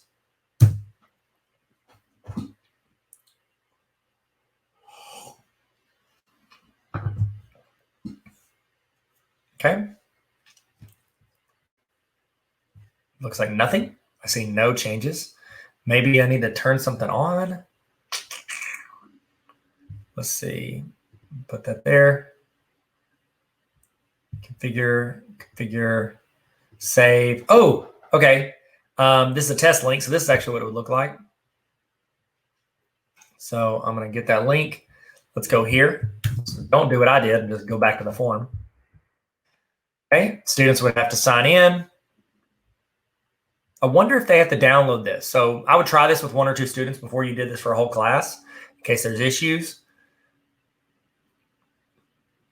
Go in, form timer. Okay, great. So this is what it's going to look like for students. This is an online timed assessment. Do not share your unique link with others. Please contact the instructor. It says I have 2 minutes and this is what I'm doing. So you would take that link and that's the link you post in Classroom. So you're not going to assign the form directly. You're going to assign the link through this form timer. I'm going to go to get started. Okay.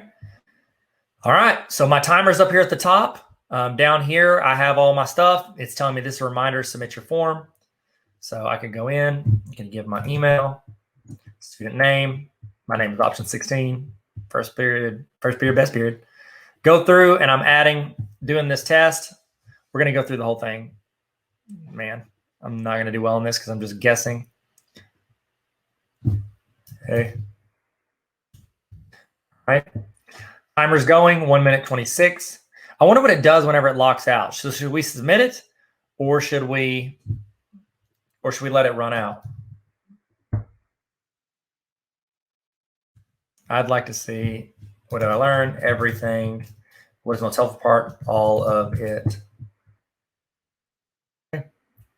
It says, do not modify this answer for official purposes only. So this is where it does unique for form identifier, so that's great. Okay, hit submit. I can view my score. Boom, you've successfully submitted the form. Now, I would love to see what it looks like when time runs out. Is that cool with you guys? So let's do test link. I'm going to try it again. Toss this link in here. Get started. And I'm going to let that run in the background so we can see what it looks like. Oh, I've already submitted it. So let me sign in with a different account. Okay, we're just going to have to sign out so we can try a different account because I want to see what does this look like for students if they don't submit it in time.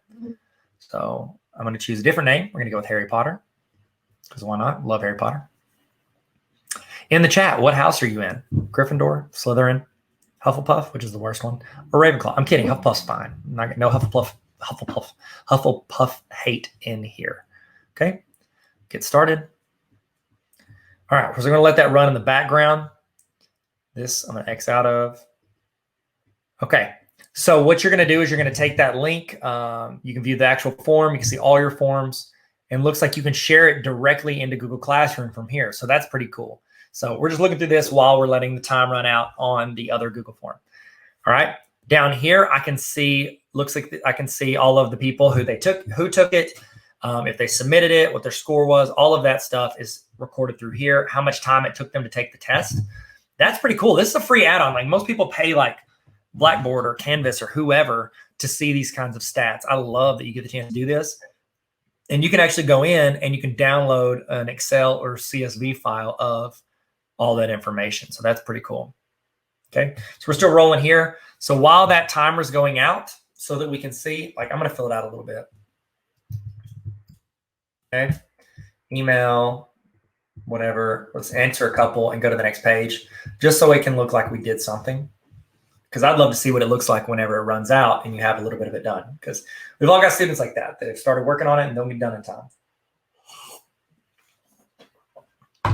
Okay. So let me see. What is up here? Troubleshoot, test settings. Okay, so students can set warnings to let them know when they have a certain amount of time left. That's pretty cool. I like that. So if you do like a 1 hour test, they can be like, remind me when I got 5 minutes, so they can go in and check. So that's pretty sweet little feature. Man, all right. Okay, in the chat, do you think you would use this for your class? And if so, in what capacity? Bell ringers, quizzes, exams? I think it would be helpful for exams because you could set it for the entire like 45 minutes of class because a lot of students will like, they need to, it's not just like to hold them, it's just not to hold them accountable, just let them know. So time ran out, boom. Oh, okay. So when time runs out, it starts counting up. So they can still submit the form afterwards, but what it's going to do, it's going to tally up how much. Okay, that's pretty cool. I like that. I like that it didn't just block me out of the form because that would be super annoying if like it X'd out and you lost everything you did. I can see a lot of students getting frustrated with that. So, okay, don't change that. Hit submit. How many students would you have change that? Okay, boom, it's submitted. So let's see what it looks like for me as the educator when I go in here.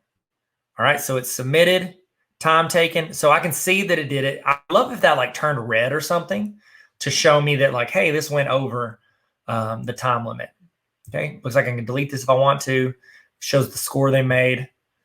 Okay, pretty cool. I like that. In the chat, what do you think about this Google Forms timer, and do you see yourself using it in the classroom? I would love to know, and excellent learning opportunity. Okay, sweet. Moving on to the next thing. What up? Welcome back. Hey, Tyler here. How are you doing? How you feeling? In the chat, let's do emoji check. And how are you feeling right now? Have you learned? Oh, no. To this point, what is something that you are going to try in your classroom or implement that you might not have wanted to, an hour or two ago? What is something you're wanting to implement in your classroom? Put that in the chat right now. I'd love to see it. I know the other people in the chat would love to see it. I know it'd be some great input. So throw that in the chat and give you, and then you can also copy paste and put in your notes just so you don't forget. Make sure everything you're doing, you're keeping notes of. Keep links to it, all of it, because I want you guys to be able to access and actually make your classroom better. I've sat through enough PDs in my life, professional development in my life, that I don't remember one thing from. I pray that you walk through this. I am hoping that you get something out of this training that you can take and use, once a day, once a week, once a year, once a decade, something that you use and implement, whether it's a mindset or a skill set or just any type of framework to build your classroom and make things better. Okay? Speaking of making things better, making ourselves better, I do want to give you, some thoughts on something that I offer, a community that we have at Tarver Academy that I think could add you a ton of value. It could help you get better all year. Because right now we're getting better with PD, with professional development. Hopefully you're getting better right now. This summer you're gonna hopefully glean some information, some knowledge, some experience, and you're gonna get a little bit better. I want us to get better all year. I want us to get better all throughout the year. And here's the thing with teachers. We do not have time to go sit through a 6-hour professional development once a week. So what I did was I created a community called Tarver Academy. And it was based on teachers telling me they wanted resources. They wanted a continuation of these trainings, of templates, of resources. They wanted to be handed to them because if you go out and search for it, you're gonna find random stuff. They wanted stuff that could be applied to their classroom, that they can sit there, bite-sized professional development for busy teachers. That's Tarver Academy on a roll. And I would love for you to join if you want to. If you don't have to, don't pay for it. It's not very expensive at all, but I don't want you to have to pay for it. I would rather you use your district's professional development money. So if you want, have them go in, order that for you. What happens if you sign up for the Tarver Academy on a roll? What it's gonna do is it's gonna add you value. Do you wanna get better as a teacher every week, but not have to go out and search for it? How about if we just hand it to you in an email? In the email, every week, you're gonna get either a template, a resource, you're gonna get a short PD video, professional development, a training to show you how to do something you might not know how to do, or reinforce something you're maybe already trying.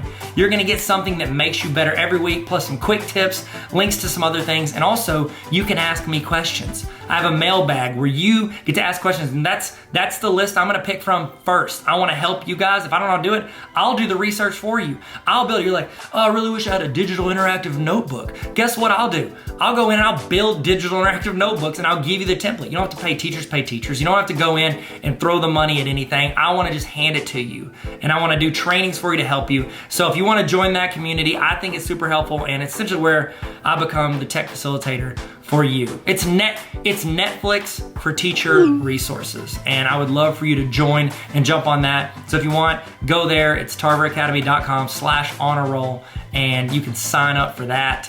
And I think it's just going to be a huge. It's going to be a huge help to teachers throughout the year who have a lot going on and not a lot of time, extra time to go out and do it. It's like as teachers, they always give you more stuff to do, but they don't give you like, oh, here's like an extra 3 hours a day to go out and do whatever it is you're gonna do. So if you wanna sign up for that, you can. I hope you've used this time also to use the restroom. So if you're just getting back using the restroom, guess what? We've just been talking about Tarver Academy on a roll. No big deal. But I wanna give you guys time to go do that and get a snack if you need it. Whatever you need to do, we're about to kick back into, we're about to jump back in it. We're gonna fall back into the gap, fall into the gap. Man, do y'all remember that? That was a good campaign. That was memorable. Wasn't it? Memorable? Yeah, sure. Okay, so we're about to get started. We'll get started here very soon, and we're gonna jump back in, we're gonna keep learning. All right, let's do it. Let's go. We're still doing this. In the chat, here we go. In the chat, I want you to tell me the name. Okay, don't say that. I was gonna say, tell me the name of, you know what? You can do that. Tell me the name of a teacher who made an impact on you and what they did. Why did they have an impact on you? In the chat, what name of a teacher or an educator that had an impact on you and what they did to have an impact. It was either the way they treated you, the way they ran their class, or the way they inspired you, or just the way they had structure maybe. They were reliable, they were consistent. I would love to hear in the chat, name of a teacher that motivated you as a student or as another teacher and what they did. So let's throw that in the chat, and we're about to get started. We're gonna jump back into it. We're about to get started. We're gonna jump back into it like a pogo stick. See that? See what I did there? Nope? Okay, all right, let's get going. Welcome back, ladies and gentlemen. Tyler here again. How are you doing? Are you having a great day? In the chat, how you feeling? How you living? You having a good day? Good summer so far? Good school year, depending on when you're watching this. If you checked it out on the Tarver Academy Honor Roll, which makes this available all year long, tarveracademy.com/honor roll. The greatest community on the earth that is called the Tarver Academy Honor Roll. Okay, so the add-on I want to talk to you about today, I think is super helpful. I get a lot of educators that ask about this, and here's the situation most educators want. They want to create a form for students or parents or whoever that as you select something, it takes it away. It takes it off of the list for the next people that start the Google form. Okay, so I'm going to tell you a practical way that I used this. When I was director of curriculum instruction, I was in charge of all like the hiring and the whole hiring process. So when we would interview, there was one time we were interviewing 4 positions at our elementary school. So as you know, possibly, if it's the same way in your state, if you get certified to teach elementary, you can usually teach anywhere K through like 5 or 6. Well, what we're doing is we weren't saying like, oh, we're hiring a kindergarten teacher. We knew we had 1 kindergarten, 2 third grade, and like a 2nd grade. But there's always options to move people around there. So we want to just hire the 4 best we could and then see how we could fit those in to our open positions. So what we did was I would go in and we were interviewing like 17 or 18 people. And so I wanted to send out ways for them to select like time slots. And I could have used like Calendly or something, but I don't even know if that existed at the time. So what I did was I created a Google form where they could put in their name and then they could select the time slot they wanted. Now, if somebody selected a time slot, I didn't want someone else to come in later and select the same time slot. This could work also for like parent-teacher conferences. If you're wanting parents to choose time slots to meet with you, again, when we talk about calendars, I know there's add-ons and extensions for calendars, but this is a way you could do this. So think of options of ways you can use this. In the chat, let me know, is there another way you could use something that eliminates choices in a Google form? Is there a way you could use that would be helpful for you? So just asking. All right, so let's say let's see, I want to make a copy of this. I don't want to edit this. Let's go in and we're going to make a new one, a new Google form. Sorry, I was going to use that one, but then I wanted to actually show you how this works. And so I'm not going to do that. I'm not going to do that. That's called modifying and adjusting, people. Modifying and adjusting. In the past year, in the chat, have you ever had to modify and adjust? I would love to know. I'm sure you have. Okay. Let's say showing choice eliminator. Okay. I'm gonna click up here so it fills it in. Awesome. So I'm gonna hear with my question. And who are you? All right. I'm gonna show you a couple tips in the process of doing this because why not learn while you're learning? That's what I always say. Learn while you're learning. I don't ever say that, but in the future I might. Okay. So let's say I wanted to put a lot of options into this this Google form. Okay. So I'm going to go here and I'm going to make it a multiple choice, or I can do drop down. Let's do drop down. Okay. And I want students to choose their name. So here's a training I did the other day. Here's the tip within the tip. You ready? Or the learning within the learning. You can select a name in Google Sheets, scroll down, hold the Shift button, click again. That selects everything. I'm going to copy those names. So copy. And then I'm going to paste those into my Google form. Now here's the deal. Google owns Google Sheets and Google Forms. So they want everything to work seamlessly. Watch what happens when I hit paste. Boom. It's a quick way to put long lists of names or options or anything into here. Oh, you know how Choice Eliminator could work? It could work for potlucks. So the add-on I want to put in here is Choice Eliminator. If you're in Google Forms and you want to see what add-ons you currently have, in the upper right-hand corner, go up there. It looks like a little puzzle piece. If you click on that, it's going to show you. I don't have Choice Eliminator, so I'm going to go add Choice Eliminator. So I'm going to say Choice Eliminator, Forms add-on. Okay. Now, they had Choice Eliminator. I forgot to tell you this. They had Choice Eliminator, and apparently they quit supporting it. So now they call it Choice Eliminator 2. All right, so that's Choice Eliminator 2. So I want to go, I can either install it for my entire domain. You may not have that option. I do because this is like my Google Education account for my Tarver Academy fake school. Subscribe, hit red subscribe button on the YouTube video. We're going to go to individual install. We're going to hit that. We're going to hit continue. You can't see the pop-up. It's asking for permission. I'm going to give it permission for this individual account. You can go and do this for yourself as well. It wants access to all your stuff, which makes sense because how else can they make those changes? All right, I have now added it. Okay, so I'm going to get out of this. I don't think it's going to show up. I'm probably going to have to refresh the page. Okay, it's not there, so I'm going to hit refresh. A lot of times when you add an add-on or an extension, you're going to have to hit refresh to add in that option. Okay, so now I have same form. I'm going to go up here to my puzzle piece. And I'm going to click on it. There it is, Choice Eliminator 2. So I'm going to click on this. It's going to ask if I want to configure it. I'm going to say yes. And then their pop-up on the bottom right-hand corner. That's where I'm going to be able to edit this. Now, there's a note from the author. They say use the drop-down question type instead of multiple choice for better reliability. Okay, so it just works better with that. Makes sense. Do not need to set limits beyond one or restore options, then I highly recommend using the Choice Eliminator Lite add-on instead. Thank you for that information.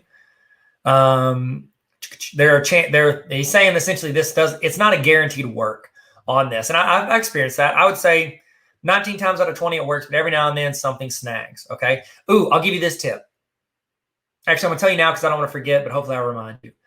One thing that I recommend, if you do this and you have Choice Eliminator and you send it out to 100 people who are all going to work on it at the same time, if me and, Sally both log into the Google form at the same time and we're logged in, that's when it loads. So we're both going to have all the options. So if I go and select it, hit submit, but Sally had it open, she's still going to have that option.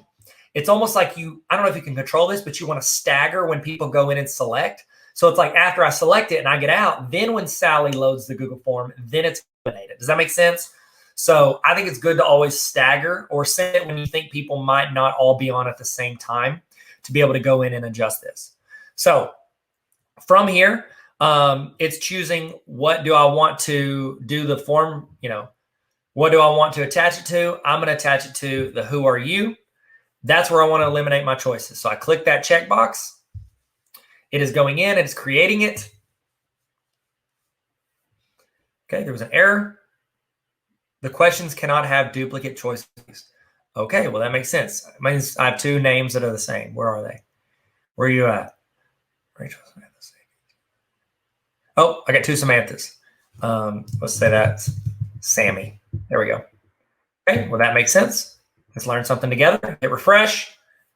Now I'm going to hit the drop down, eliminate choices. Then I can go to the gear. This gear is where it's going to give me the options of what I want to happen. So I'm going to click on that. Click that, choice options. Let that load.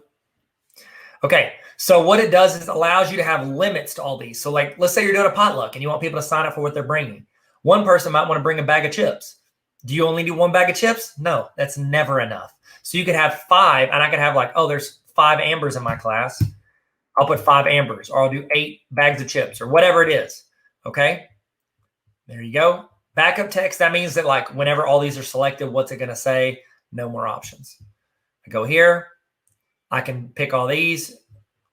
This is also where you could go in and see how many times it's been selected after the fact. Okay? So I'm done there. That's good. I can hit, if I update it, I can go in there. I can restore choices if I mess it up. I can add a choice in here if I need to.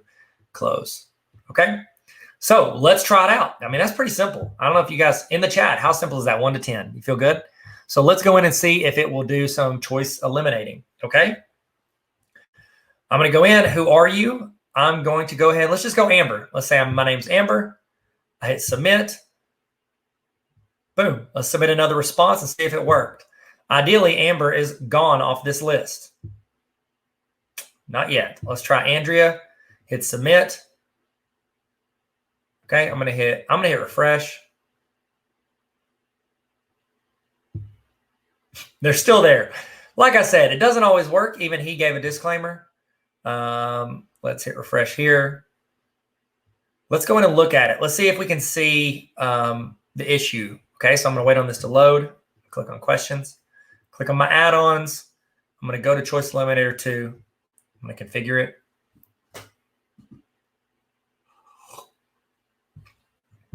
Got it. Thank you for the note. I'm going to go here. I'm going to go look at my options.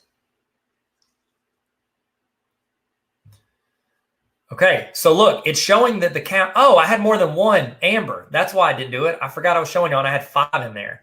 So it makes sense. Let's see if the other name popped off of it.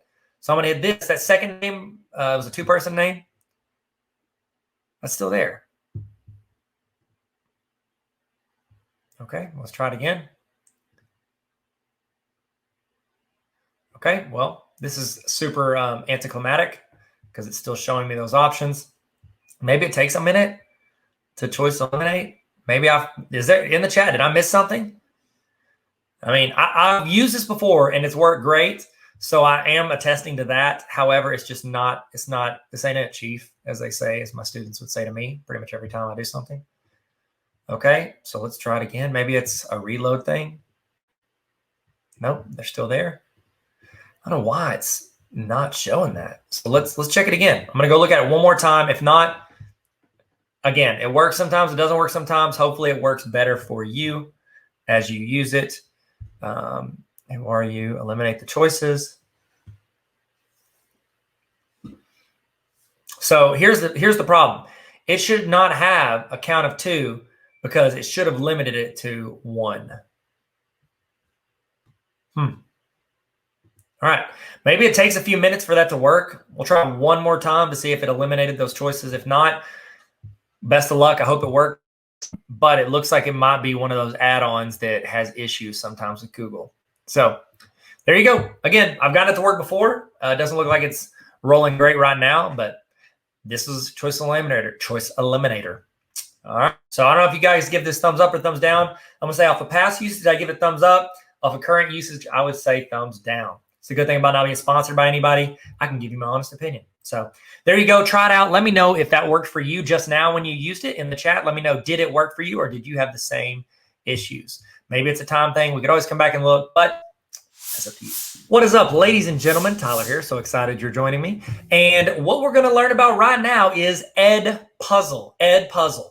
Edpuzzle is essentially a way for you to hold students accountable when they're going through and watching a video. You can ask them questions. You can see how long they're watching it.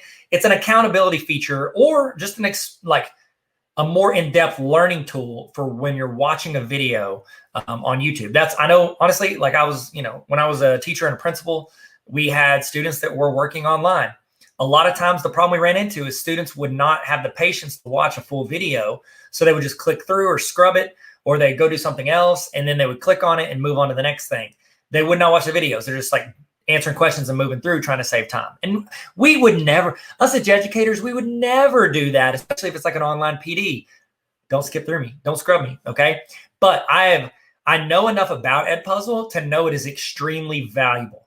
I have not used it personally, but I know people that have used it with some of my videos for training their teachers or for their students. So we're going to use it. It's going to be the first time I've ever used Edpuzzle. So I'm going to talk you through it, and we're going to see how we can apply that in the classroom. In the chat, let me know, have you ever used Edpuzzle, and do you like it? So we're going to search Edpuzzle add-on. Okay. We're going into Edpuzzle in the Chrome store, and we're going to add this extension.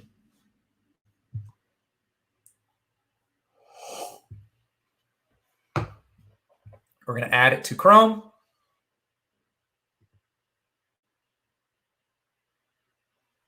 Okay, so it's now added up here. And manufacturing. Okay, great. So let's say I want to look at it. Like I want to look at Edpuzzle because honestly, I don't even know. Like, would you go to? I guess you would go to a YouTube video and then you would make it. Let's look at some of this so I don't bypass some of the features without knowing. So it reinforces accountability. You can engage students to ask for their thoughts, opinions, questions. That's awesome. Use videos from YouTube, Khan Academy, Crash Course, and more. I mean, they didn't say Tarver Academy, but like whatever. I know Khan Academy and Crash Course have like, billions of views. Come on now, we're getting there, right? Our goal at Tarver Academy is to educate 1 billion people. That's what I want to do. The only way I can do that is by you watching. What's up? And sharing. If you'd rather record and upload your own video, go for it. Okay, cool. Sweet.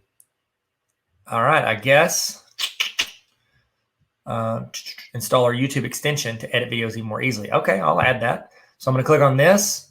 Is that just in the Chrome Web Store? Yeah. Okay, so let's go to a YouTube video and see if we can do this. So I'm going to go to YouTube.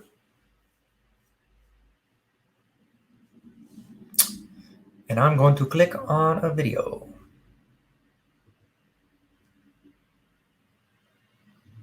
Hey, look, my video's premiering right now. We're going to go here. We're going to grab, let's just grab this, pretend like it is a,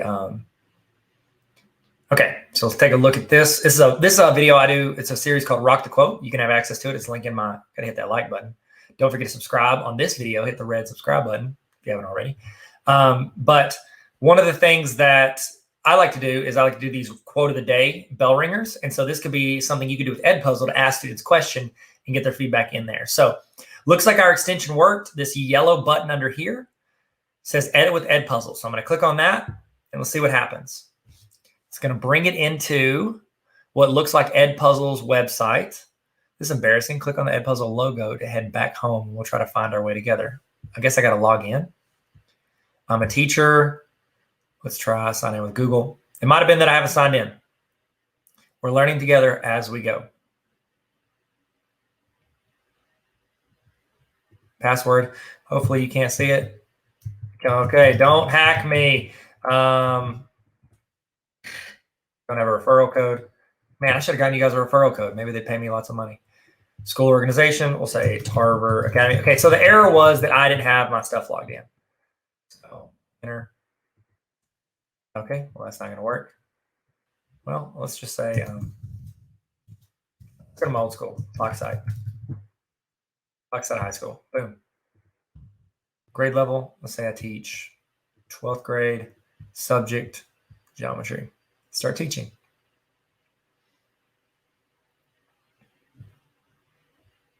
Okay, so it's loading up. Are you doing this with me right now, or are you just watching? It's okay either way. Follow your heart. I'm not gonna tell you how to live your life.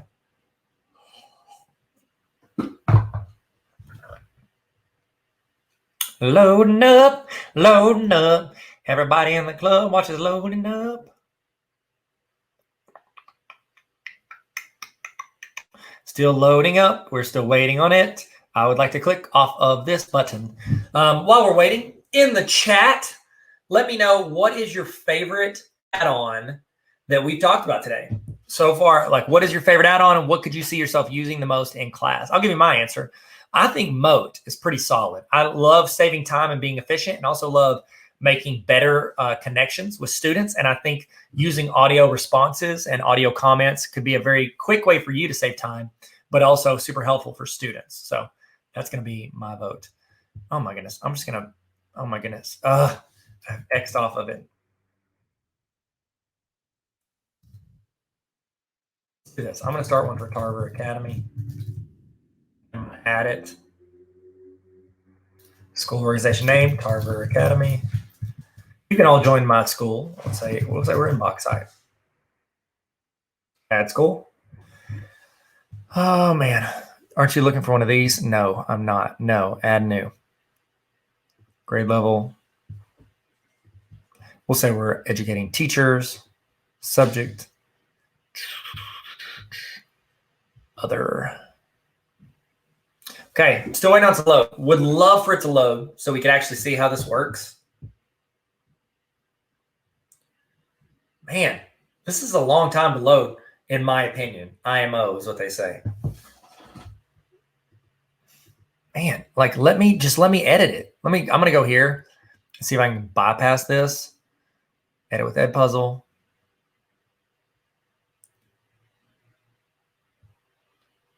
Okay, great. We bypassed it. Awesome. Okay. So I need to verify my account. We'll see if we can do it without it. So here we go. So what you're going to do is you're going to play the video, and then at some point you want to ask a question. Hey guys, welcome to Rock the Quote. My name's Tyler Tarver. My name's Tyler. Okay, so they're saying their names, and we're going to add a cut. So what this will do for our students is it's going to stop the video right there, and it's going to do something else. So we want to add the question. We want to do open-end question. We want to say, what is your name? Okay, save. Okay, now we're going to continue. So now I can scrub through here. Okay, and you could add open-ended question. Who is your favorite basketball player. Hit save. Okay, so we're adding in questions. I could add a voiceover. So I'm guessing I could do a voiceover there. Don't want to do that. I could cut it as well. All right, let's see. I guess this is it. And we can do it at the end, and I'm going to scrub to here, and I'm going to say, what are your thoughts on this quote? Save. Let's go back to this quote, and I want to make this. I want to edit it. I'm actually going to make it a multiple choice. If you're a basketball player, we say LeBron, Steph, or add another one. Let's say Jordan. Now, while I love all three of those, I'm going to say the correct answer is Steph. So that's cool. Hit save. So we can do multiple choice with correct answers and incorrect answers. I like that a lot. Okay, that's showing me that's the correct answer. Continue. Okay, continue. Okay, so let's see. Multiple choice, it'll grade it. Open-ended, you can encourage critical thinking skills. Then add a written comment. So let's do that. I'm going to go here, and I want to add a note. Make sure you're writing this in your daily journal as you watch.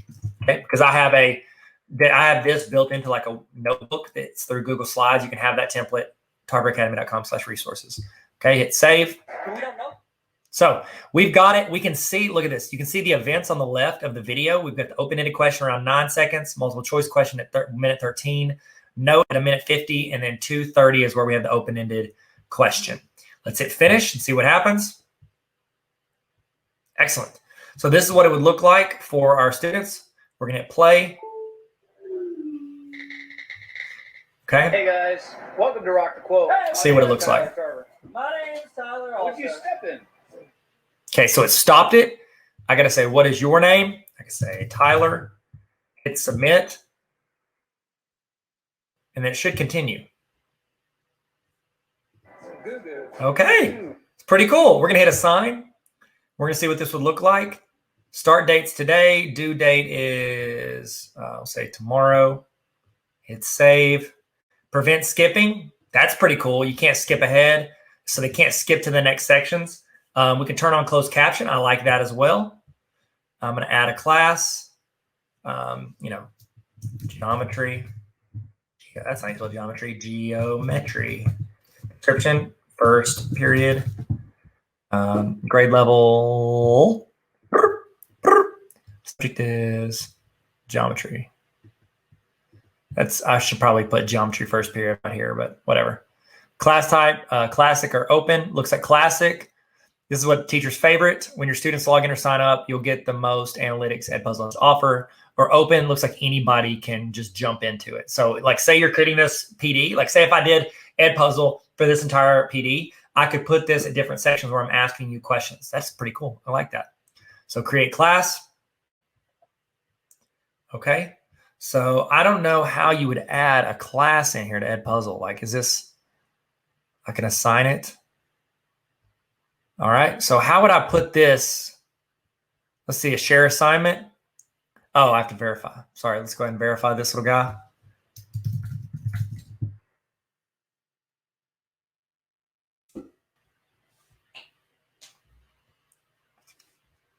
Okay. So let's verify this. Verify your email. Looks like that's all I was waiting on. You may have had to do this. If you just started this when we started it, then you're probably doing the same thing. Okay. Oh, cool. Here we are again at this little piece. I don't want to do that. Success. Awesome. Okay. So we're in. Let's go here. Okay. Do you have a parental consent for your students to use it? Sure. Because I don't have any real students. This is a fake school. Copy link. So it looks like we could go into, let's go to classroom. We want to see what this would look like for our students as they go in. We go in, put the link in classroom. And then actually I'm going to bypass putting it in classroom. We know that we're going to take this and we're going to paste it as a link. So I'm going to hit paste. And let's see what it looks like whenever the students go there. Okay. So there it is.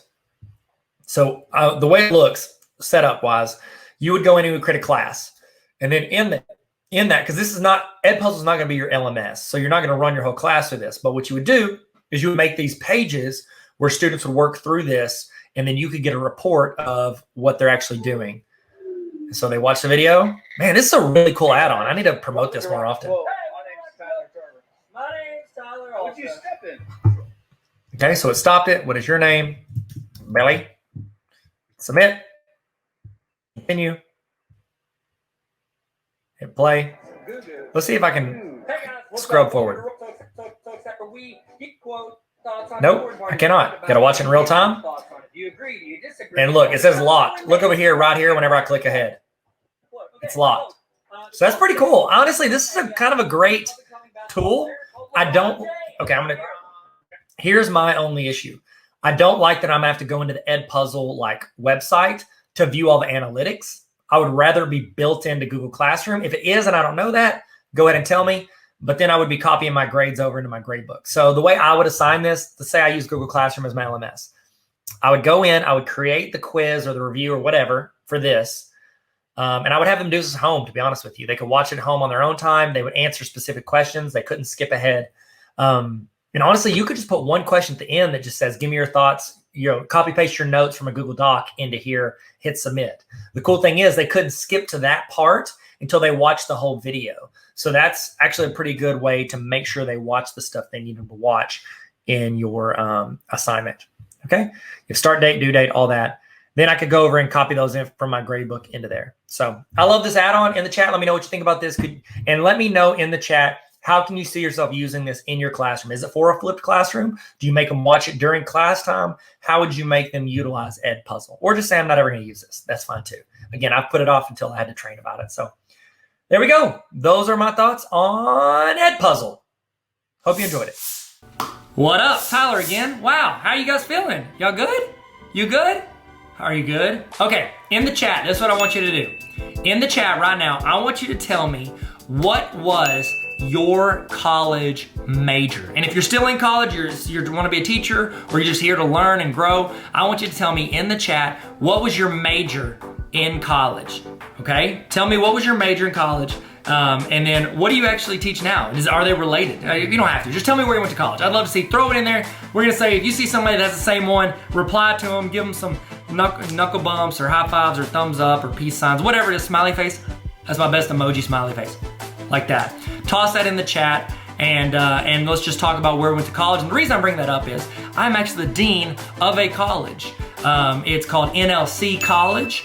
It is a partnership with Arkansas Baptist College and New Life Church. It's where we use the New Life Church facilities, and students can come and get an actual degree, associate's or bachelor's degree in business administration or Christian education. They can get those degrees from Arkansas Baptist College, located at NLC, so we call it NLC College. So if you know any students that are interested in maybe attending, if you'd like to hear more about it, hit me up. I'm gonna leave the link on there to the website. Also the Instagram handle gonna be on there if you wanna check it out. Follow us on Instagram at NLC College.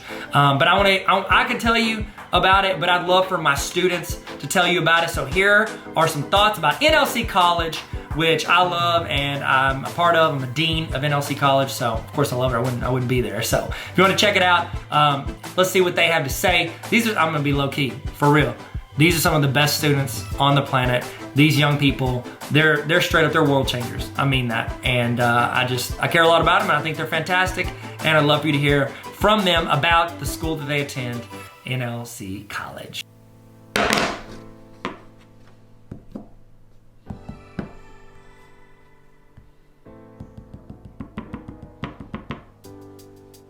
go to NLC College, and two things that I miss about it there are the people whom I miss and I love very much, and the intramural sports, specifically volleyball. Okay, so if you don't know this, I go to NLC College, and my number one favorite thing about the school is the community. I've met some of my best friends there that I have for life, and my second favorite thing is serving at events with the school and putting on preview day. What's up, guys? You know, something I love about NLC College is all the free coffee and coffee mugs that they give you. Hey guys, I just finished my first year at NLC College, and there's two things that I really miss. One being just the family aspect of the school, And 2, chapel. I miss worshiping with my friends. What's up, everyone? I want to get on here real quick and tell you all about why my college, NLC College, is the best school ever for 2 reasons in particular. 1, the community I've been able to be a part of, and 2, the opportunities that have opened up for me since I've been going to school there. Y'all, I just finished my first year at NLC College and it was absolutely incredible. I already miss our weekly leadership development classes and just getting to be up at the church all day, every day. Hello. I go to NLC College. I love it because JK, I do go to NLC College, but 2 things that I love about it is 1, you're always held accountable, and 2, everyone in the community pushes you to be the absolute best you can be. What's up, New Life Church and NLC College? Something that I love about my college that I go to is how we have a community of people who are all like-minded with the same goal, and how they've given me the tools to grow and develop myself as well as my business. Shameless plug. Guys, I just want to hop on here and talk about my school. I'm sad that it's my last year at NLC College, but I'm thankful for everything that I've learned, like how to live life right and by the Bible, and definitely I love Dr. Q's jokes. What is up, guys? So if you didn't know, I just finished my first year at New Life Church College, and by far my favorite things about it are 1, the community of people that you're surrounded by, and 2, all the free time you get to do things you're passionate about and just to hang out with all of your best friends all the time. So one thing that I love about New Life College is that it didn't slow me down from doing what I wanted to do with my life, which was music. It actually supported me. New Life College feels less like a school, more like a family to me. So yeah, that's one of the main things I love about the school. Hey guys, I'm here to share 2 fantastic things about NLC College. So 1 is the community that you get when you go to NLC College, and then how caring the professors are about you and your grade. Hey, what up, everybody? I wanted to let you know a little bit about NLC College, the school I go to. I'm going to tag them here so you can go to their page. But 1, if you're even thinking about going there, please sign up for housing. It's such an amazing experience. And 2, the community there is like none other. They're all... Things I like about NLC College is Tyler Tarver, he's the best. And number 2 is that it's affordable. So, because, I'm going to be broke. And, or I am broke. But that don't make me too broke. You feel me? Okay, hey guys, I go to NLC College, and the number 1 favorite thing I love about that school is the community. I made friends there that I'll have for life. I'm zooming in. Why?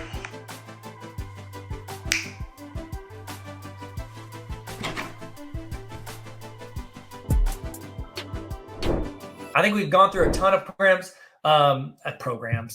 add-ons, extensions, things you can use in your classroom. And I hope some of them are going to stick. I hope some of them are applicable to you. I think if you do a 3-hour training, you walk out with 1 thing that's going to make your life easier or that you can adapt in your class.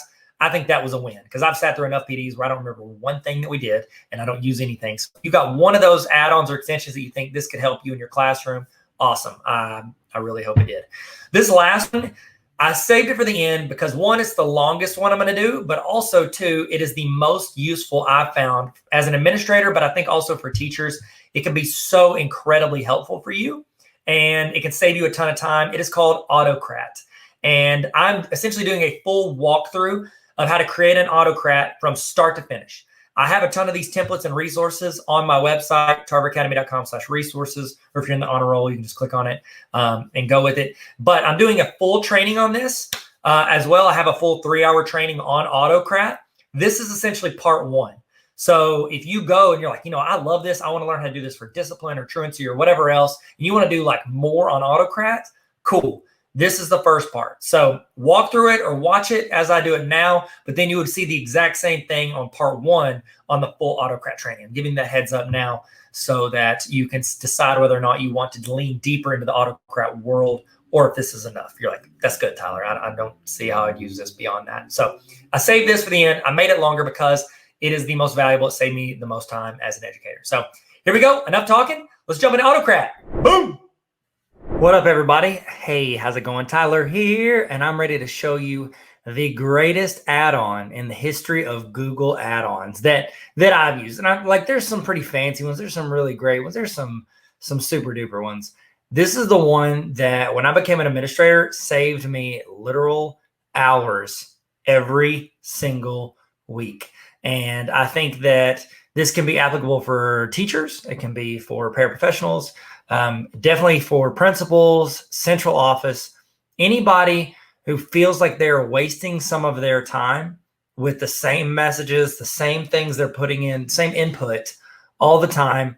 I think this can save a ton of time for you. And this is a full on walkthrough. So ideally, as you're doing this, you have, you've got me talking to you, and that's pulled up on like a phone or an iPad or a split screen. And then you are doing this at the same time. I'm literally going to walk you through setting up all of this stuff, and having these autocrat.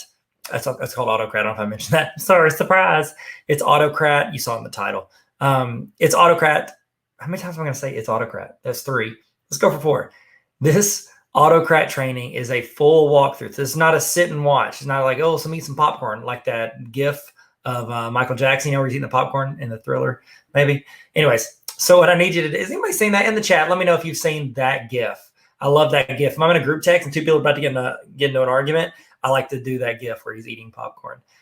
So that's me stalling for you to get everything pulled up. I've got some templates. If not, you can start from scratch. You need to have these things that are going to allow you to create all of these resources that are going to save you a ton of time. This is a little bit of time setting up, but once you get that figured out, you're going to be able to save so much time on the back end. Okay? So y'all feel good? Now, what is Autocrat? What is it used for? Autocrat is an add-on for Google Sheets. Now, we're going to do a lot of stuff with Google Forms in here. But the reason that Autocrat works with Google Forms is because where does that information go? When you put information in a Google Form, it goes into a Google Sheet. The add-on is technically connected to Google Sheets. I've used this add-on to, whenever teachers did lesson plans, it filled it into a curriculum map and emailed them and their principal and emailed everybody individually. I've used it for student discipline. It would create a letter with my signature, everything on it, fill everything in except for whatever their discipline was. So it would automatically fill that in. We did, I've used it for scheduling. I had, 50 plus teachers filling out student schedules, and it would generate a schedule for students into a PDF. So we're going to go through several of these today. My thought is we'll start with the discipline one. I think that one's pretty good because teachers can use that, administrators can use that. Everybody can use something to automate some of those discipline letters that they need to send to parents. So we'll start with discipline. We'll start with attendance. I'm taking notes. We'll start with attendance because that's going to be really simple. We'll move on to discipline because that's really important. And then we'll roll and do a couple other things based on kind of what you guys need. We could definitely do lesson plans. Do that one. And we'll do that one because I want to start from what we want it to go into, and then we can create our Google form out of that. From there, we'll look around and see what works, see what we have time for, and hopefully you walk out of this with an auto-generated discipline. We could do, let's see, attendance. We'll do the 2 different attendances. We'll do an easy attendance, and then we'll do like an actual truancy letter. And I've got templates for a lot of this stuff on the PD page, so check that out. And get those templates, okay? Get those templates. That'll be on my website, tarveracademy.com. tarveracademy.com. Click on PD, or you've already gotten it because I've given it to you. It's on the page that you're watching right now. Depending on where you got to this video from. So let's make my computer screen larger. This is Google Classroom. We're going to do absolutely nothing with Google Classroom today, even though I do love me some Google Classroom. Let's all take a moment to breathe. We're going to do some learning today. We are going to make some stuff. We're going to actually walk out of this with some practical stuff that can make our life easier and make our classroom run better, or our school run better, or whatever you're doing run better. Take a drink of our coffee. In the comments, what are you drinking right now? Are you drinking some coffee? Drinking some water? Drinking something a little stronger, like a Bang energy drink? Not sponsored by Bang energy drinks. Here we go. So I'm in Google Classroom right now, but I don't want to be. We want to start with attendance, okay? So let's go and let's do just a basic attendance one. And I've got This one I'm going to use from, I'll go to my Instagram account. So if you want, you can join me. Go to Instagram.com/Tyler Tarver. Go through my Instagram account. Oh, wow, I have to have an Instagram. Okay, I just want to go to let me go to my Instagram. I don't want to sign in. Just let me go to my Instagram. Oh my goodness. Why is it making me sign in? Okay, it doesn't matter. Oh, I know another way. Let's go this. Let's go to solo.to/Tyler. Okay. Instagram's safer because, say I don't use Solo anymore, but here we are. If not, just hit me up. I'll give it to you. But solo.to/Tyler. We're going to go down and we're going to make a copy. I've got this resource on here. I should have gone to Tarver Academy. Let's do that. TarverAcademy.com. I know. I'm sorry. Tyler, quit changing up the website. I'm trying to go with the website that I know no matter when you watch this, you'll be able to use it. So we'll go to TarverAcademy.com. We're going to go to resources. And we're going to use some templates and resources. So we're going to go down to, we want to go to the easy attendance. So let's go, we're scrolling down. I'm under my templates. We're going to go use daily, where is it? No, not Google student checklist. Okay, sorry, we are looking for, wow, okay, it's not on here. All right, we're going to, oh man, it should be on there by now. I'll fix it right after this. Oh, there it is. I knew it was there. Student daily check-in, checkout form. So we're going to click on this and it's going to ask us to make a copy. You can make a copy. Remember, I will not have access to this. This is going to belong to you after this moment. So we're going to hit make a copy. Now we've got our student attendance check-in, checkout form. Okay? Sweet. Okay, you can clean this stuff up later. Let's not do it right now. Okay? So this will be student name. You would do let's say this is for students to check in. So that's the idea with this Google form is that students go into this form every day and they're checking in to let you know that they're checking in either in person or virtually or however you want. And it creates a check-in. This will be great and you can have it send to their parents. So let's do this. We're going to add name. It's going to pull their email address. We want to have, say your name. Should have said your name.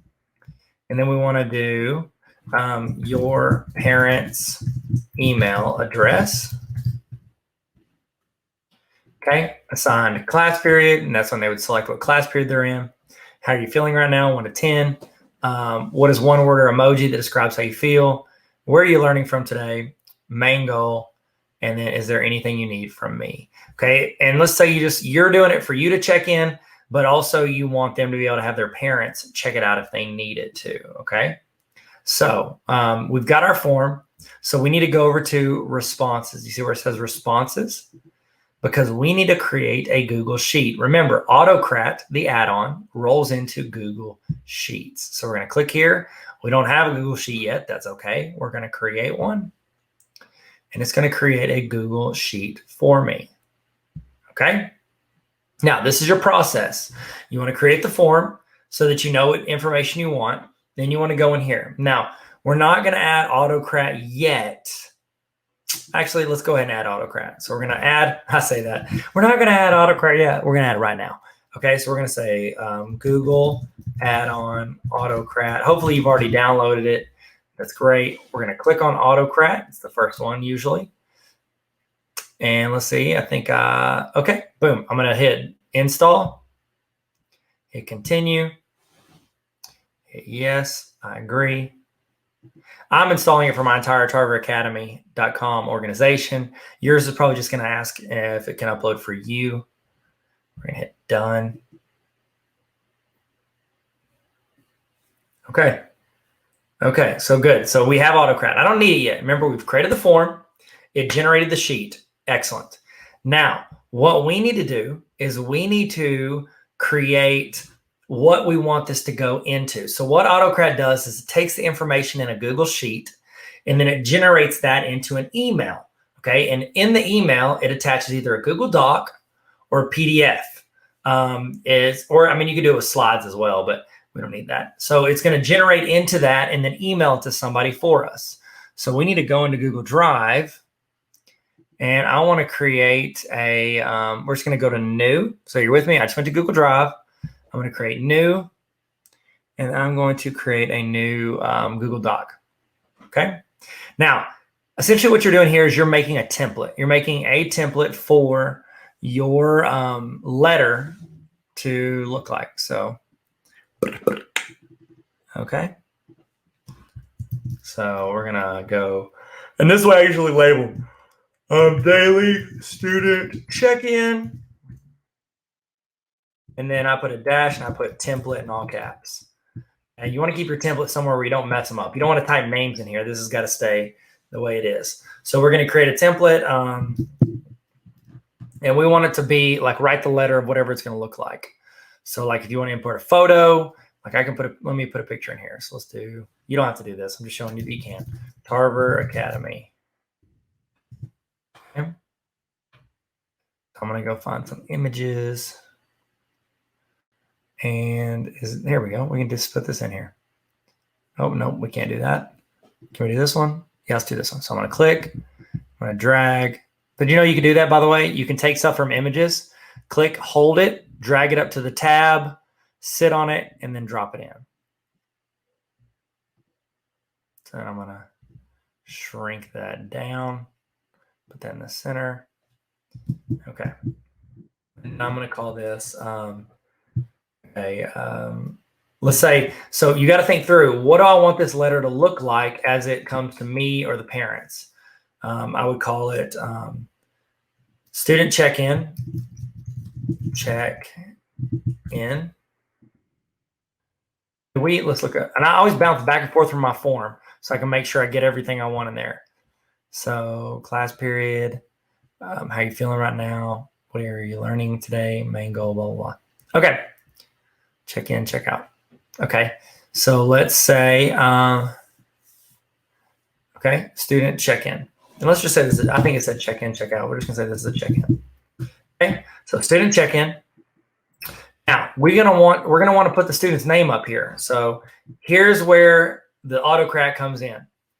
What you're doing is you're building this Google Doc template that every time it, like the trigger hits for your Google Sheet, anytime there's an input of a new piece of information or anytime you run it manually, what it's going to do is it's going to take that information that's put in there and it's going to filter it through this doc, okay? It's going to push it through the doc and it's going to fill in the blanks. It's like a Mad Lib for whatever you're creating. So what I want to do right now is I want my student's name of whoever's filling this out to be at the top of the page. So I'm going to write the student name. Now, anytime you have information, this took me a while to remember, to learn. This is the most important part of Autocrat to creating it. Anytime you want to input information from your Google Sheet into your doc, you need to put those two like arrow brackets. They're like they're two not triangles because they don't connect. They're not three-sided. They're two angles, okay? And you want to put whatever it is you want to fill in, you want to put it between your two angles. And I'm going to show you on the screen. You ready? This is super important. That's why I'm zooming in. See that? It's where the comma is. You do this, and then you put in this. You don't have to do this part, but this is always going to make it easier for you. Go to your sheet. Find whatever it is you want to fill in. We want it to fill in your name. I'm going to double click here. I'm going to copy. I'm sorry, you can't see. I want it to fill in their name. So I go to the title of the column I want to fill into that sheet. Don't worry, we're going to have multiple times. If you're not getting this, it's okay. You can watch and then we can do this together. I'm going to select this, copy, and then I'm going to go back over here. Oh, I'm zoomed in. And I'm going to paste. Now, spaces are important. It doesn't mean you can't attach it, even though they're spaces. It's going to make it easier on you later, and I'm going to show you if you get it exactly the same. If there's spaces, dots, dashes, if it's a full sentence, whatever it is in that title of that column, that is what matters for inputting the information in. So whatever is in, let me do the closing brackets. Okay, there we go. See, now I've got your name. This is where I want the student's name to go in the document, okay? So I want the student's name to go right here. So I'm going to put these brackets around it.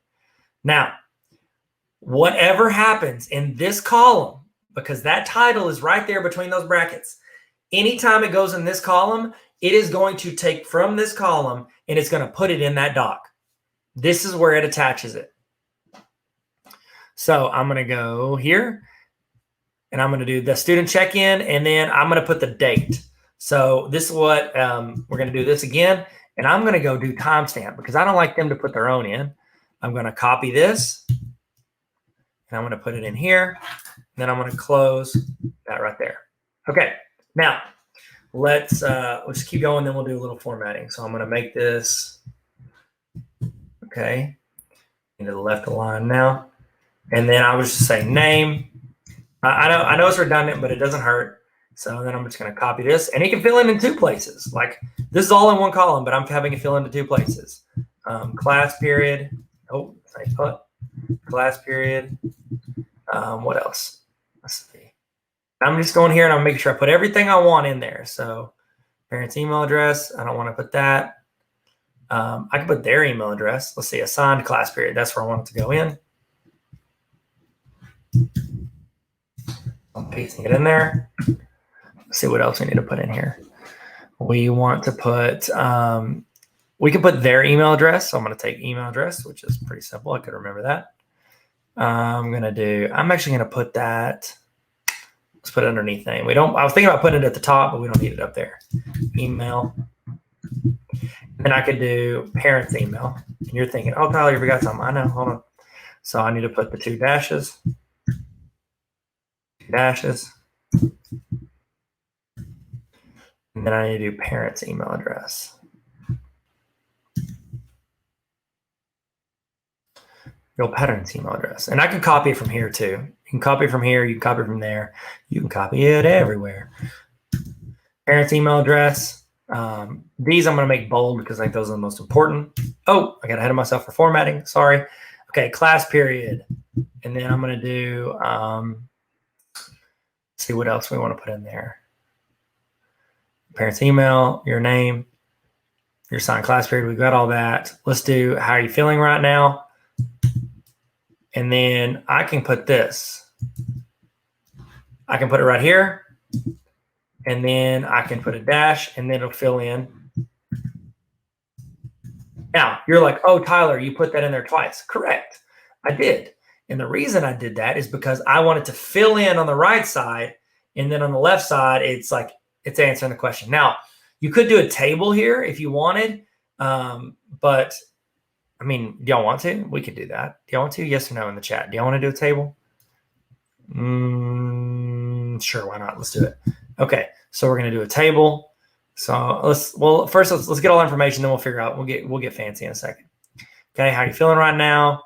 What is one word or emoji to describe how you're feeling? So let's see. That's going to be a number. Here's what I'm going to do. I'm going to have that there. So it's pretty much the same question. I'm just asking it different ways.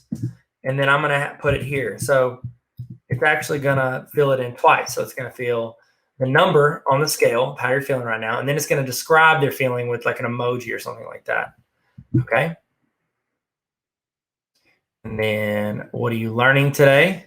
Where are you learning today? And let's look at the question so we can word this correct. School, home, or other. I am learning from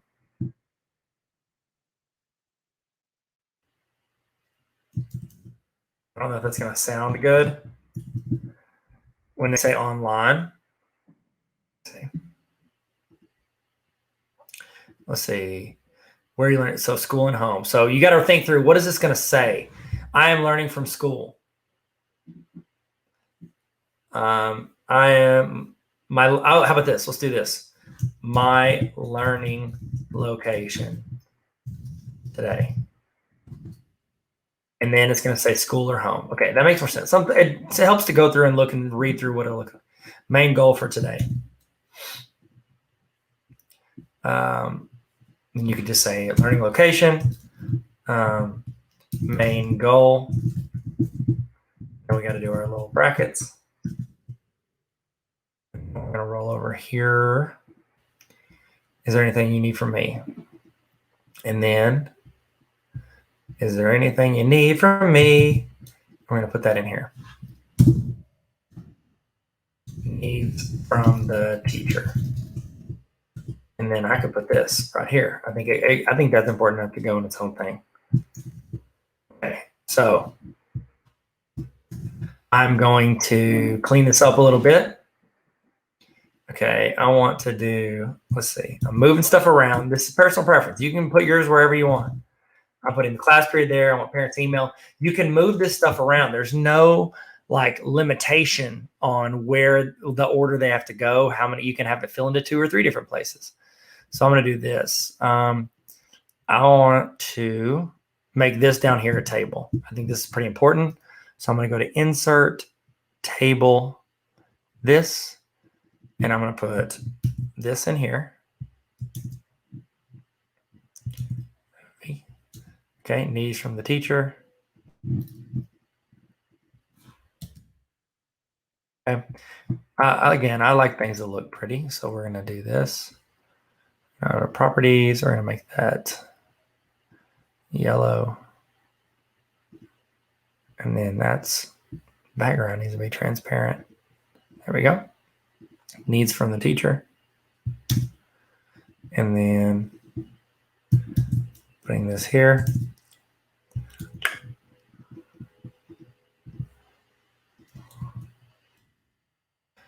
Okay. So I've got my important stuff up here: name, email, class period, parents' email. That's the stuff to get in contact with them. Now, this is going to fill into the table. Tables are great for organizing information, especially when it fills in like this. So that's why I wanted to throw one of those into the mix. Also, you can change the font, size, style, all of it. So like, I'm not a huge fan of Arial. So what we're going to do is I'm going to click here and I'm going to change the fonts. I want the font to be Montserrat. Is that how you say it? Montserrat. And I want their name to be bigger. Let's say I want it to be 30. Too much. Let's do 24 in bold. And then I want this to be italics and then the timestamp. Okay. So whenever you do that, when you change that font, it's going to change the font as it's filling into the document. Okay.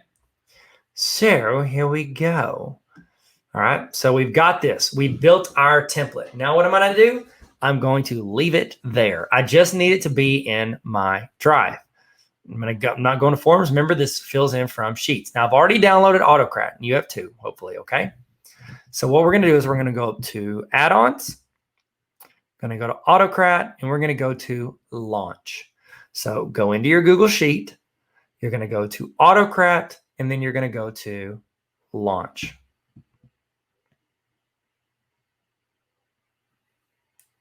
Okay. Now, so far, this is what we've done. Just to review. We went in, we created our Google form with everything we needed, and then we generated a Google Sheet out of that. It's connected to the Google form. Okay. Then we went in and created a template that we want that Google form to fill into from. So I'm going to hit new job. Job name, we're going to call this, let's call it student check-in.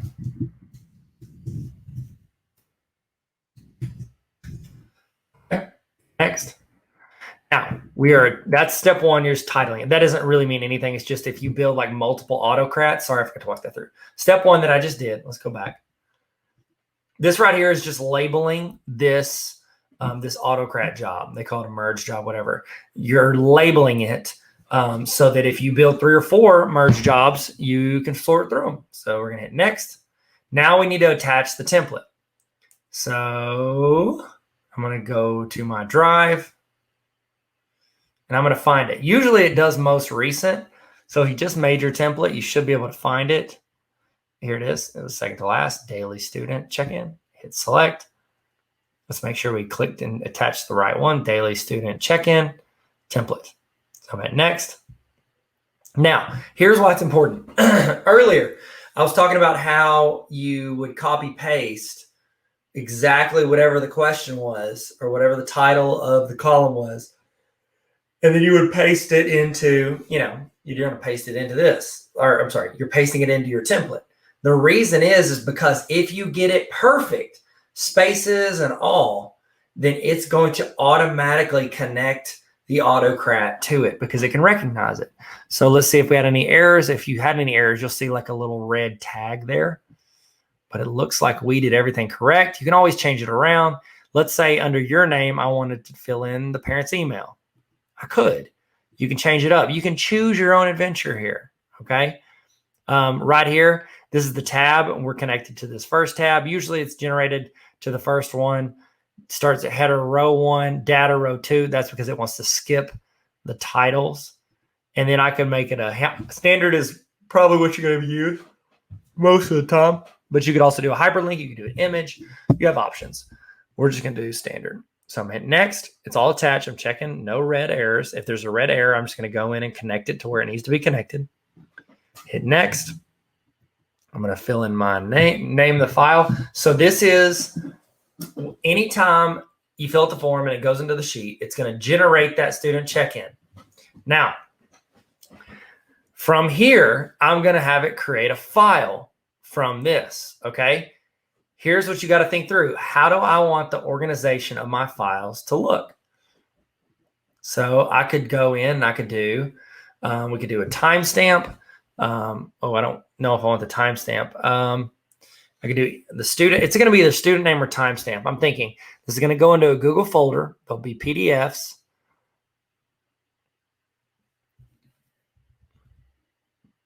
I think I want it by student first name. So your name. And this is why it's good to have a drop-down list of their names. Don't just like let them write it because sometimes they'll write like, they'll write a nickname or something silly you don't understand, or they'll switch the last name and the first name. So it's going to say their name. And then we want to say check in. And then I'm going to put 2 slashes just because it helps separate. And then I'm going to put timestamp. Okay. You might put their class period in there. I don't know if you want to sort by class period. I think you've got the name, so it should be good. We want it to be a PDF. Now, here's where your option is. You have Google Docs and you have PDF. I'm sorry. You have Google Docs, you have PDF. PDF, remember that when you create a PDF, it's not going to be able to change. It's going to be stuck like that. All right. And we want this one, since it's a check-in form, we just want it to be a PDF. Okay, output as. I always keep it the first time. I'm not even sure what that second one does. So take a look at this. Make sure that you match up with this. I'll drink some cold coffee. Yep, it's definitely cold. Okay, hit next. Now you want to choose a folder. You don't want to just go into your drive. So I'm going to click. I can click out of this. Just don't X off of it. And I want to go into my drive. And I need to create a folder for this. So I'm going to hit new, and I'm going to go do new folder. I'm going to do attendance. And I'll just make it go in the attendance. Oh, no, we'll go into attendance, and we're going to make another folder called daily check-in. Daily check-in. Okay. I go back to my sheet. And I want to delete my drive because I don't want to just go into my drive. That's going to get too crowded. It's going to get messy. I don't want to just dump it into my drive. I want it to go to a specific folder. So I'm going to go to choose folder. And then I am going to, it's going to go off recent. So I'm going to go daily check-in, hit select, hit next. And then I want to add okay, I'm going to be real with y'all. I have put multiple hours into this dynamic folder reference. In theory, what it does is when you add this, it starts like shifting it into folders based on it, which ideally we could do. We could do like, it would go into column. Oh my goodness. I mean, well, let's try it. Assigned class period. Okay, I'll try it. I've never had it work. If this doesn't work, I'm sorry. We're giving it a shot together.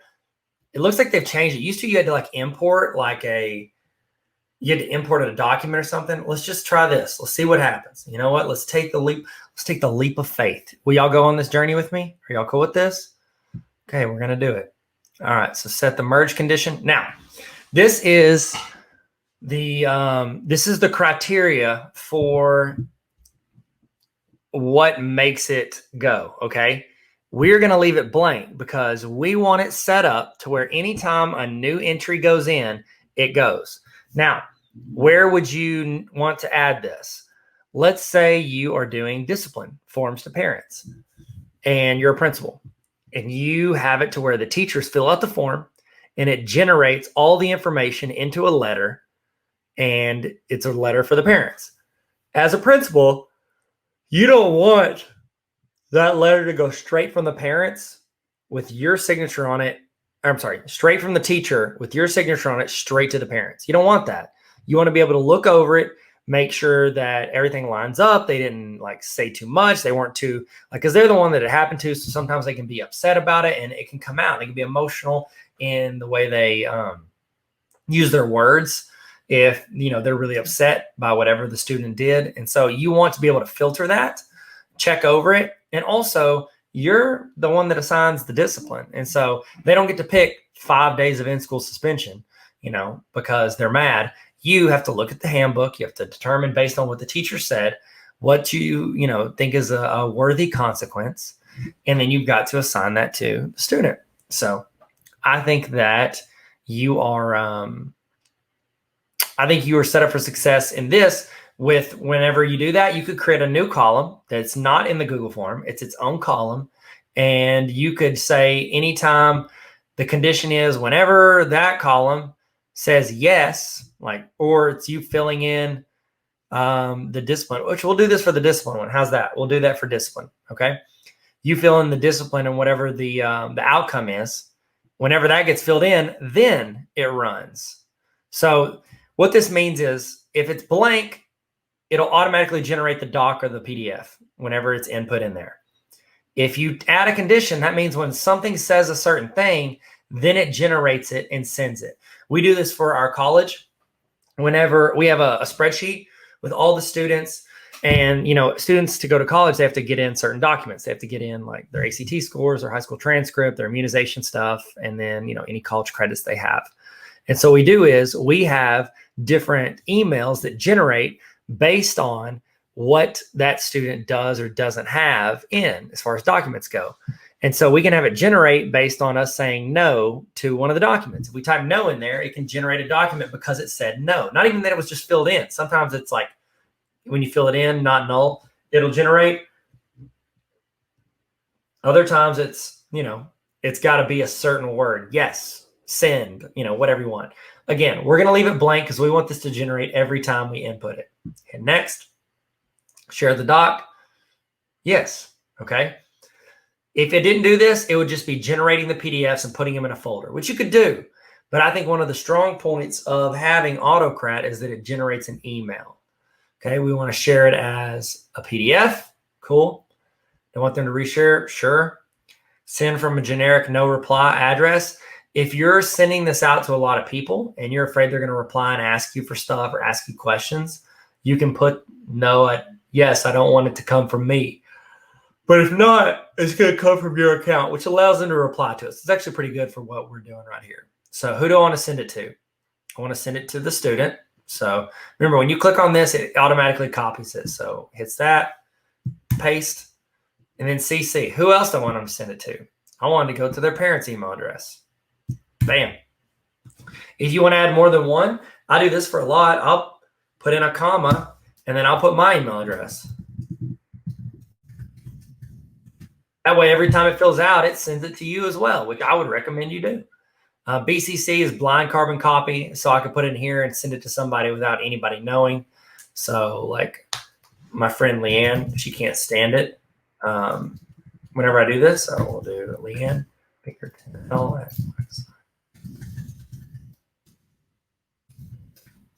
Okay. And then we're going to do the subject. Remember, just like it fills in the email addresses, the title of the file, you can have it fill in the subject of the email. So you could say, you know, you could do timestamp. So it'll fill in the timestamp, check-in, for, and then we could do the student's name.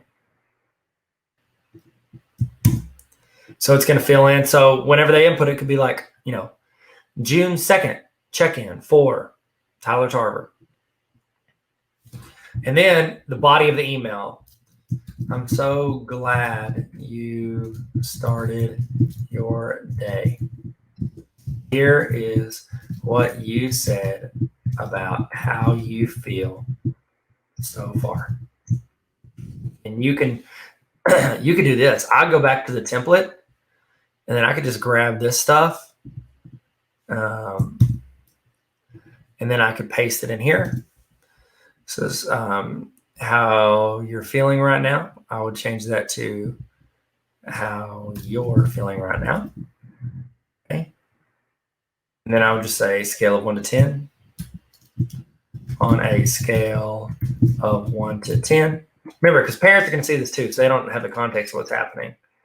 Then I would say how you said you feel via word or emoji. Okay. And then let's see, your perceived. That's what your, no, it didn't. I will spell perceived wrong. Oh, yeah. Oh, no. Okay. I'm sorry. I shouldn't have said that. Okay. Where you indicated you're learning from today. Where you're learning today. You'll say home or online. And then our main goal, and I will say your perceived main goal for today. Okay.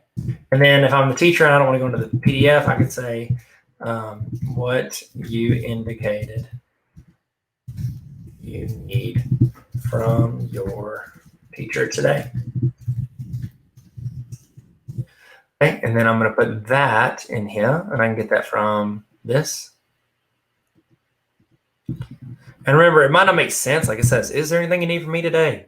Like that doesn't feel like it makes sense. But remember, it's filling in the answer from that question. Okay. And then you can say a little personal message. If there's any question, I would say, if you have any questions or concerns, please don't hesitate to let me know. Thanks again. I put too many exclamation points. Anybody else in the chat, do you put too many exclamation points? It's a problem. Okay. So I feel like we've got where you indicated you're learning from. I like the way it reads. Okay, we're gonna hit. Sometimes I'll touch this Tyler. I go in and if I write a lot, I like to copy in case something crazy happens. So I just copied all that. So I don't have to type it again. Hit next. Now, this is your last step. When do I want it to run? Do I want it to run like routinely, like once a day, once an hour? Do I want it to constantly run and cycle through? Or do I want it to run as soon as the form submits it? I want it to go on a form trigger. You're going to say yes. Okay, and we're going to hit save. And we just wait. Don't do anything crazy. Get some water, hang out, chill. Bam. Okay, so now we've created it. This is a job. This is an Autocrat job. We have it. It's in Autocrat. I can show you how to get it. Let's hit this X. So I can get here by going to Add-ons, Autocrat, and Launch. And it should be here. If not, we got to start over.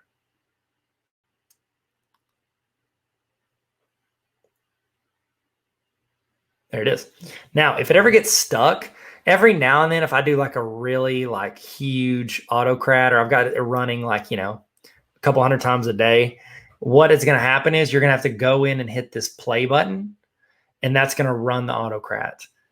This little editing thing, that's going to allow you to go in and change it, edit it, so you can fix it, adjust things. I always like to run it one or two testers. I run a tester on my own, read through everything, make sure everything filled in correctly. Then I have someone that I trust do a tester for it. And then after that happens, then I'm like, okay, it's good to go out to the world. This is previewed. I can look at it or I can delete it. Okay. If there's an issue, this will be red. So these two things right here will have like a red tag behind them and it'll say it's like messed up. Okay. So now let's go in and let's see if this works, shall we? I'm going to hit the eyeball. That's my preview. So I'm going to fill out my form. So I want to pull my email address, Tyler@tarveracademy.com. Choose my name. I didn't. Goodness gracious. I was going to copy. Let me do this again. Sorry, guys. I was going to give it to where they had names in there. And I'm going to show you a little trick on this. Y'all ready? You're going to love this. You're going to love it. You're going to love it. So find a spreadsheet with your student names. Hopefully you've used my first day of school info sheet. So I'm going to do this. Best class ever. Okay. Oh, sorry. Sorry, y'all. Sorry for showing your names. I thought that was going to be my fake one. This is my fake one. I had one that had a bunch of like rando, like made up names. I guess I have it. Okay, let's try something else. Okay, well, I don't want to use people's names in case they don't want, so I'm just going to create a new spreadsheet. You're going to have a spreadsheet because you went in to my tarveracademy.com/resources or the link in my Instagram bio, and you have gotten a first week of school, and it's going to fill in. So you're really just copy pasting from the 150 or the 20 or the 5 or the 500 students that you have. So I'm going to say, these are my student names. So Harry Potter, Hermione Granger, Ron Weasley, Draco Malfoy, and then, I'm going to use my boy Steph Curry because he's a wizard on the court. I guess it would have been great to do somebody that played for the Wizards. Okay, you ready? This is a pretty cool feature. So let's say you've got a spreadsheet, and this is just a tip. This is not autocrat. This is just a good tip. Let's say you've got a spreadsheet and you have a list of student names. It doesn't have to. It can be 3. It could be 300. You can go click on the top one. So I'm going to click on the top name. I'm going to let go. I'm going to hold Shift, and then I'm going to select the bottom one. That's going to select everything from the top one all the way down. Now I just want to hit copy. So on my Mac, it's Command C. If you have a Chromebook or like a Windows computer, it's going to it's going to be like Control C or something like that. So I'm going to hit Command C. I'm going to go back over here. I need to edit this because I didn't give them names. I just had option 1. So I want to hit paste, Command V. If you're on a Mac, Control V if you're on a Windows. It pastes a list. So you can do this for any list. It could be names, it could be classes, it could be anything. We do this for our courses when students are picking out courses. So there we go. We got a drop down. Remember, if you have a drop down, you're just going to go in and select them. If you want, what if I have a new kid or something? You can hit multiple choice and add other. Okay. All right. Oh, yeah, we're leaving. Okay. So now we're going to go in and we're going to do this right. Okay. See, that's why I always test out these forms. You never know. You never know what you did or didn't forget to do. Scroll down. I'm going to put my email address again, Tyler@tarveracademy.com. Then I would have the student pick their name. So let's say I'm, Harry Potter. Harry Potter. Parents' email address. I can put my other one. So I'll do Tyler@Tarver@Gmail. Then they want to pick their class period. Say it's 5th period. How are you feeling right now? Harry's an 8. So you can add headaches. What does one word or emoji describe how you feel right now? I'm tired. Okay. And then where are you learning from today? He's at Hogwarts, but we're going to say home. Main goal for today, finish fence against the dark arts, homework, and stay away from Snape. It's cheesy, but here we are. Is there anything you need from me? Could you please give me an extension on my divination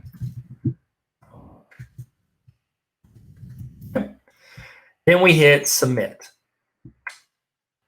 Usually it just takes a few minutes for this to go through. And it looks like it came through. So here we go. I'm going to go check my email.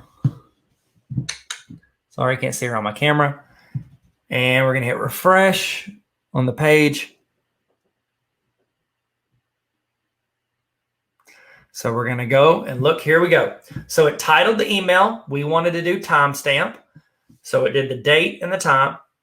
I see the PDF is there. It says check-in for Harry Potter. So it worked on the title. Remember, you're looking for all this because you want to find any mistakes you had. So I'm going to click on it.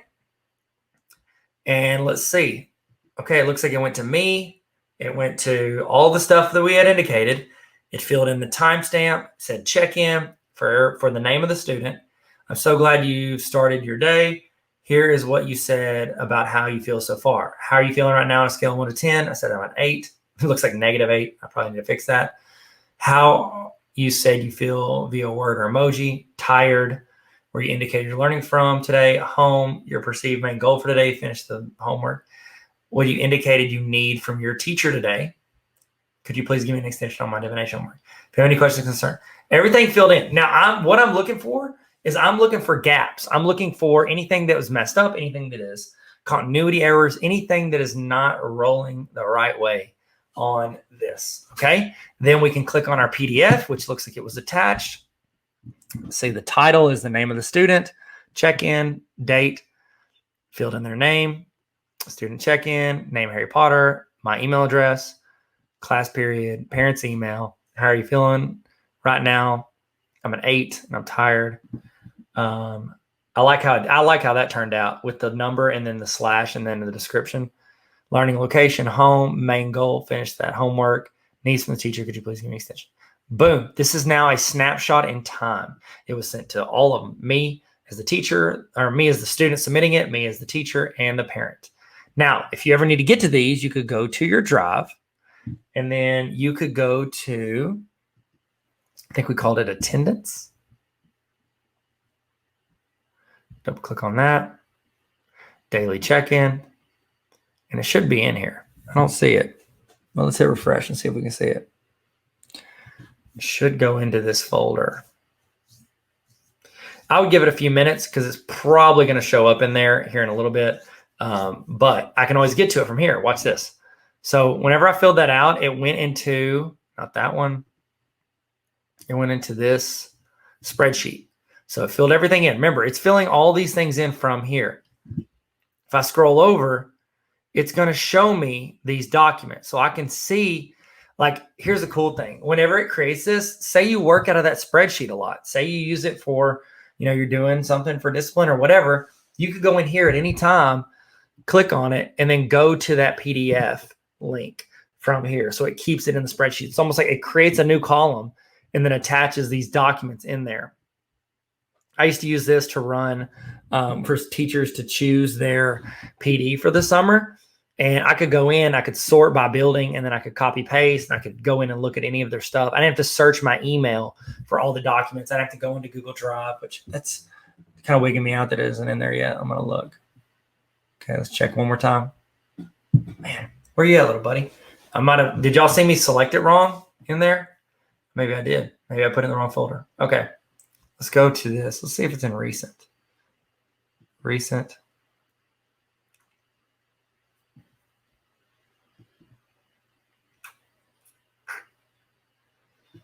See if we can find it in location. So we want to show, I'm going to right click on it. And I'm going to go show file location. Looks like it just went to my drive. Did I attach it? I thought I did. Maybe I didn't. Maybe I just stuck it on my drive. Let's go fix it. So this is what you're doing. You're doing this so you can go back in. You can go to add-ons. You go back into, you relaunch Autocrat.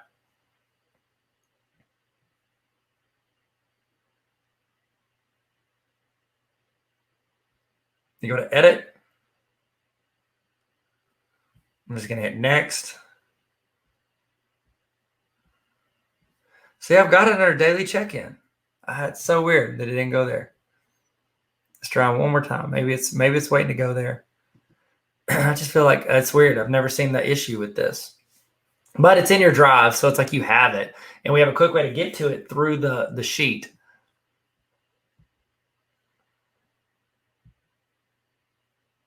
Might be a permissions issue.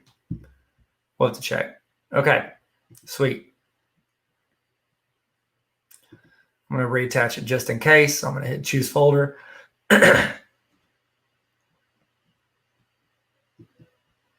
I can just put in attendance. I'll do a daily check-in. Hit select. And I'm going to hit save. Okay, so we're done. We did it. Now, anytime a student goes in and generates that, it's going to email them, their parent, and me. Okay, and then I can always go look at it because a lot of kids are going to be like, I'm going to put a different person by my parent because I want them to know. But the parent comes to expect the email too. They want to know, like, say their students working from home. They want to know that it actually, like, they got their day started. And so it might help them know, and that consistency allows them to check in. We did it. We did it. We learned something. Did you learn something today? In the chat, I want you to put the thing that you are taking away from today. Put one thing in the chat right now that you have learned or that you have realized or that's reinforced something you think. Put that one that I like to call this the golden nugget. Put the golden nugget from today in the chat. And that way, if somebody's missed it or they checked in, go ahead and you guys can copy paste what other people put. If there's some advice, you can screenshot it. Get this. I want you to throw in the best thing you learned today. It's like a best of highlight reel for your favorite thing that happened during this training. Toss that in the chat right now so we can share and grow together. Okay, we're about to do the evaluation. Before we do, I want to remind you, if you want access to this entire training at any time throughout the year, not just these live broadcasts, you can join the Tarver Academy Honor Roll. Why'd I do this? Hey guys, Tarver Academy Honor Roll. It's like Netflix for teachers. Netflix for teachers, because you have resources, you have templates, you have PDs, trainings. It's literally like a library of trainings, and then access to ask questions, to request resources that I build and send out to teachers all around the world. So tarveracademy.com/honor roll if you want to join the greatest community on the planet. And I'm not biased at all. I mean, all of us, you're on the honor roll. You want to be on the honor roll? Sick. Let's all be on the honor roll. And I'm a dean, so you can be on the dean's list. Hey, that works. Okay. All right. Now it's time for your evaluation. I'd love to get your thoughts on what you thought for this, but also I'm going to send you a certificate saying that you sat through this training. You put in the time. You wanted to learn. You wanted to grow. You wanted to get better. This is going to be a certificate that I'm going to email to you. What I need you to do is I need you to go to the link on the screen or hover over the QR code with your phone. Get your phone out, hover over it. It's going to ask you a few questions. If you don't get this, it means that you put your email address in wrong. Make sure, please do not rush this. Type your email address in correctly. Please, I'm begging you, because if not, you're gonna email me, I never got my certificate. It's because your email address is wrong. Type in your email address correctly, fill it out, fill out your name, make sure you capitalize, make it look good, because it's gonna fill in to the certificate from this. So I need you to put this in correctly, please. Okay, go there, we're gonna walk you through it. Go into this, click on the link, or you can't click on the link because it's on a video. Type in the link on your computer or type it in on your phone or whatever device you have. Scan the QR code, fill it out. I'm gonna send you a certificate with a timestamp on it saying what time you ended. You have proof from earlier if you sent in to the other link of what time you started. And then you also got your notes and all the stuff you've learned, your screenshots, all of that to show your administrator or whoever, your spouse. You show your friends, show people on the streets, all the learning that you did. You can frame that certificate. I think we're all getting framed. You get a frame, I'm getting framed. I'm gonna put it up on my shelf. I got too much stuff on my shelf already. So look at this, Lonzo Ball rookie card. If you got any, by the way, you got any basketball cards you want to sell, hit me up. I've been slightly obsessed with basketball cards, and I apologize for bringing it up. Look at this. This is all Lonzo Ball. Lonzo Ball, I mean, he's the GOAT. Everybody says it. Who's in the chat? Who is your favorite basketball player of all time? I'd love to know. If it's Lonzo Ball, it's quite the coincidence because I had it sitting on my desk. If not, it's probably this guy. Probably this guy right here. See that guy? That's Michael Jordan. No big deal. It's whatever. Don't like to brag about it. I mean, it's not that expensive, that card. But if you got any cards you want to sell, holler at me. I don't know why I said that. I'm just stalling so you guys can fill out your evaluation. All right. Y'all feel good? I'm gonna leave this on the screen for you for a little while in case you had to step out for a second. I'm gonna leave this up. Thank you again so much for your attention and your time and everything that you put into learning and growing with us today. I'm Tyler. This is Tarver Academy. Let's learn to have fun. See you guys later.